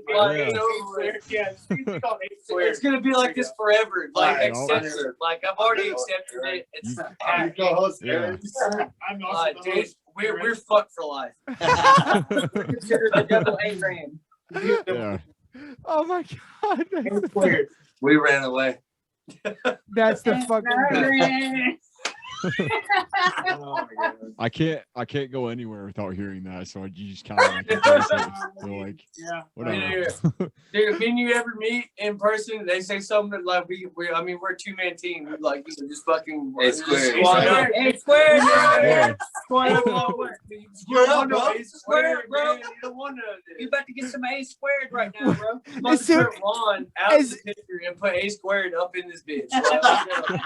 As soon as I see you two in the same room, I'm gonna go, what up, Aaron, and see who looks. God. I have one last question because towards the end of the last podcast, you talked a little bit about it. How did you really feel about our Jaeger design on the shirt? Oh yeah. Yes. Shut the fuck up. Like, I can't believe I'm not wearing it right now. Actually, I'm fucking up right now that I'm not wearing it right now. I love, like, you guys gotta understand. For me, Jägermeister is the drink of metalheads. Yeah. It's show ritual. You do not go to a show without having a shot of Jägermeister. Jägermeister is the drink of metalheads. And the fact that you guys did a design like that, where it had the 3-eyed deer, the fucking lyrics in the, like, you guys did every aspect of the logo you interpreterized. Like it Can you interpret that? Did you interpret that? Yeah. Like I was so, like, I wear it constantly. Like, I fucking love, it's one of my favorite t-shirts right now. Like, that design was absolutely amazing to me. And the fact that you guys adjusted every little fucking detail is what really blew me away. Like, you guys really took, like, I could tell you took the time to make that design. And dude, like, I cannot, everybody, link in the description below to get this t-shirt. All right. Like, it's fucking, one of the cool. If you like Jägermeister, you need this shirt. It's one of the coolest fucking shirts I own. How did right? Yep, that would be considered our summon shirt. Yeah, it's got because it's got the lyrics to the summon around the edges of the border. Okay, that's the lyrics you hear. That's so the summon. Where does that? How do you guys come up with that design? What is that? Like, do you guys just love Jaeger? That was all Wade. That was all Wade. Came out of his brain. That was all Wade. You like Jaeger? I got with the artist. His name was Zach Whitley.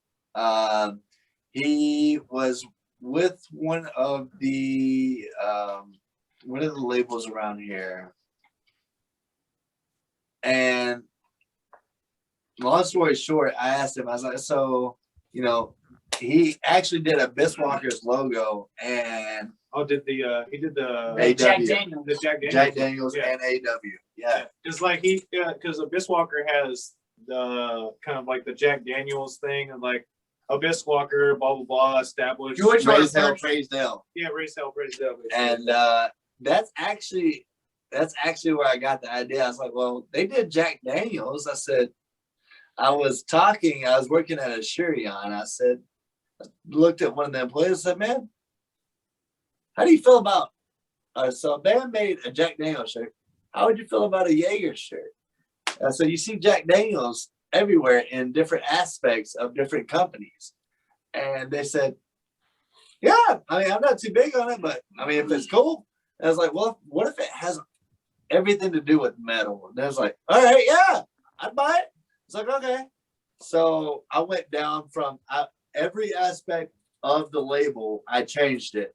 750% brutal. Dude, that was my favorite part. That was a nice touch. And then I looked at every label on a normal Jaeger shirt. And I hit up that artist and said, man, I want to make a Jaeger design. Can you do that for me?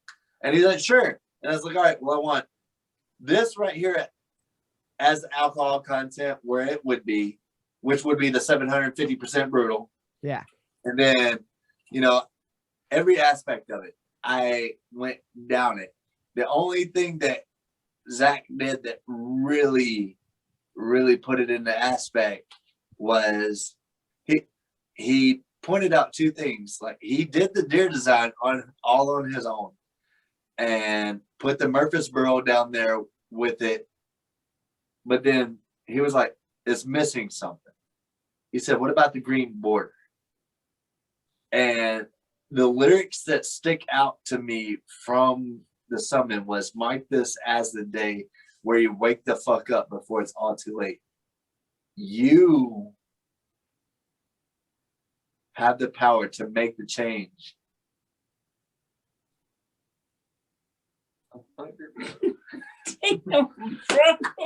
Go ahead. All right. Preach. It said you have the power to make the change. Basically, man, that sure turned out really good. It did. It's like, and I'm honestly like considering. I mean, like I'm sitting here right now drinking some Jack Daniels Tennessee whiskey in honor of you guys. Damn. I'm kind of surprised you didn't go with that design, considering you're from Tennessee. The only reason why we didn't go with that design is because a Biswalker already did. It already done. Absolutely. Yeah, I get it. I get it. And Lemmy's done a bunch of. Yeah. We didn't want to be like, oh, we're gonna snake your design and your idea. No, we want to be like, hey, we still like, because I mean, but let's be honest, Jägermeister is kind of like a metalhead thing, dude. Like, Quarters Yeah. all day. Oh, dude, like Red Bull. Carry King, enough said. Dude, it's like if you're a metalhead, you've at least had Jaeger in your pipe. Jägermeister is sponsored every Mayhem festival. Yes. Like there's Jaeger bombs for days. Yeah, they sponsor a lot of bands right now. yes. They still sponsor bands. Yes. They wave the metal flag for sure. Yeah. So they are one to be. Yeah, no. And that's why I love that fucking shirt so much. Like that's my shit, dude. Yes. Yeah. Sorry, we just had a We just had an moment, epiphany. We can't disclose that, but Nope, it you're just good. happened right before your eyes, and it's probably about to be a fucking thing. Oh, it should be Oh, it's gonna be a thing. It's not gonna be a probably. It's gonna be a thing. All right. But Well, we'll talk about that next time you guys are on. yeah. Oh fuck. But honestly, like we don't have to like hop off, but I really don't have any more questions. You guys have given us over an hour more than I expected. Aaron, do you have anything else? Other than just, man, like I was excited to be able to get on and talk to you guys. Like, thanks again for hopping on with us. And Hey, thank you for being here. Man, this man, time. you guys Yeah. are having us on, man. Like, I'm Oh, yeah. serious. It seriously, every single day that I wake up, it blows my mind that of bands that people that I've never met even want to be met in person, even want to be on this podcast. It blows my fucking mind. And you guys mean the fucking world to us. We love fucking Dirtmound so fucking Shout much. out to Like, Lost in the Dark podcast. Yes, you shout guys- out. Shout out to you guys. Thank you Without so much, you, man. This would Like, not be a thing. Yeah, it wouldn't be a thing. Thank you. dude, I you've mean- given us so much love and so You much promote support, man. so like, many bands. we appreciate the hell out of it. Thank you. I cannot fucking appreciate you guys enough for being a part of this journey with us. And like, it seriously means the world to us. Like, you guys are fucking incredible. Your music, it blows our fucking minds. Every time you release something new, it floors us. It's amazing. And I live at this point. I'm living for the day I finally get to see you guys live and meet you, and shake your hands. We will be there. Absolutely. I cannot, dude. Oh my god. We need to bring you up on stage, like fucking waiting and grab his ass up, like get the fuck out of there. You don't gotta do all that, but I will be there. I will be there without question. I will be in the front row, going harder than anybody else. I promise. Like, I fucking. Find out for the car headstocks. Oh my god. Oh yeah. No, I Our will. lives are Hey. dropping. Hey, if I get a He's scar. front row line, and he's been hit a couple times by me. You might throw a microphone at you. I actually have been hit by a guitar headstock, and that shit is not fucking light. It's not fun. No, but if that's a scar I get, that's a badge of honor, motherfucker. Real head right there. Goddamn right. So Hey, thank you that's so much. what's Yeah, up. thanks, man. You guys are Oh, yeah. fucking welcome on this podcast anytime you ever want, whether you have something to promote or, hey, guess what? If this pandemic keeps going for another fucking year and you're just bored and want to shoot the shit, like, hopefully not. Oh yeah. But if that's the case, hit us up any fucking time, guys. We're just two metalheads up here. Absolutely. Like, we're just Be two, here. yeah. Like, we're just two bored metalheads up here in Michigan wanting to talk about metal with people that are awesome, and you guys are fucking amazing. So, like, we cannot ever thank you guys enough for not just being on the show once, but twice. Like, I mean, you guys are fucking. Thank you. Oh, so there's fucking more to come, my There's friend. more to Yeah, come. there's way definitely more to come. We'll definitely be back. Way more Yeah. to come. fuck yeah. I'm just glad I was actually able to be here. Yes, yeah. I'm Hey, so yeah, me happy. too. I'm so happy. Yeah, right? Yeah, I'm so happy you were able to be on Full tonight. spirits, man. I feel enthralled. Like, it's really good. Yeah, it's a word. It is a word. What? I know my fucking dictionary. Come on, Mr. Alright. Spell, right? Yeah, fucking fucking spell shit. Is that correct? Correct. Grammar check. Anatomically correct. Oh my god. That right there, for the record, that's the gold. Your guys' banter. Like, that's the fucking, you might not realize it, but that's the gold. Like, Yeah. oh my god, you guys are fucking amazing. Thank Yeah, you. we go off on tangents, and we And try that's- not to do that. But we even had Oh. a conversation. We're like, "Hey, not go on tangents. Let's not go on Oh. tangents." We We fucking failed. did it. And we failed miserably. hard. Did you see that window? 'Cause we just went through it. Hey, every time Aaron and I sit down to do an episode, we're like, all right, let's keep it an hour. It's always 3 hours. So like, Yeah, I feel that. the way it happens. Yeah. But that's what makes up the gold. That's what makes up the great content. That's what makes up like stuff that you never want to forget. That's hilarious and awesome. So anytime you come on this podcast, feel free to banter. Banter is gold. Like here, that's what we want. Gold. So like that's I mean, fuck, man. God damn it. We have a common goal, common love for music. So this is how it fucking works. This is how it works. Yeah, like this is. Thanks, guys. Yeah, thank you. This is. Thanks, guys. Really appreciate it. Oh yeah. I mean, this is some of the most fun I've had since I've been to a concert. So, like, thank you guys so much for that. And that's good. Yes, yes, you are. Yeah, you're that good. Not even playing your instruments. You're that good. Just chilling. Right. So yeah. The personality. I can't wait for you to see us actually play our instruments. Oh my god, you have no idea how much I'm excited for that. Like itching, shaking for that shit. Like we'll try to make Michigan one of our first dates. Yeah. Oh my god. We'll see what happens, but you'll definitely be up. We will come that way. You'll definitely be up on the list. I will be there. I will be there. I will be at every one of your Michigan dates ever. There's no question. The fact that you guys are on here, I will fucking support you guys in that way without hesitation. Like it's yeah. There's no way I'm not gonna be there. There's no fucking way. So yeah, thank you guys. Like I said, we don't have to hop off right now, but I am going to end with the recording. Thank you guys so much for fucking being on. You guys are. Thanks, man. Thank you. Thanks, man. You're the fucking best. It's been a pleasure. Oh my God. It's been nothing but a pleasure for us. And we cannot wait to have you back already. Like this was amazing. And we cannot wait to hear what you have coming next in terms of music and everything and shows. Like it's just nothing but excitement. For Interpreter, everybody listening or watching, Dirtmound Interpreter out now. Woo! Fucking get the fucking hard copy. Links in the description below. If you don't like hard copies, that's fine. I know I'm a weirdo. I still collect CDs. If you don't do that, Spotify, iTunes, motherfucker. These motherfuckers are everywhere. Fucking look them up. Look this fucking EP up. Stream it. Share it. Like it, do it all, baby. Like this is it's fucking. If you're into heavy music, it is deserving of your attention. So, shout out to the Circle Pit. Oh yeah, we have one more shout out. Just be on the fly next week. Monday. TheCirclePit.com is actually going to be releasing something from us, and just be on the lookout. Ooh. Can you? Can you surprises, man? You said next week.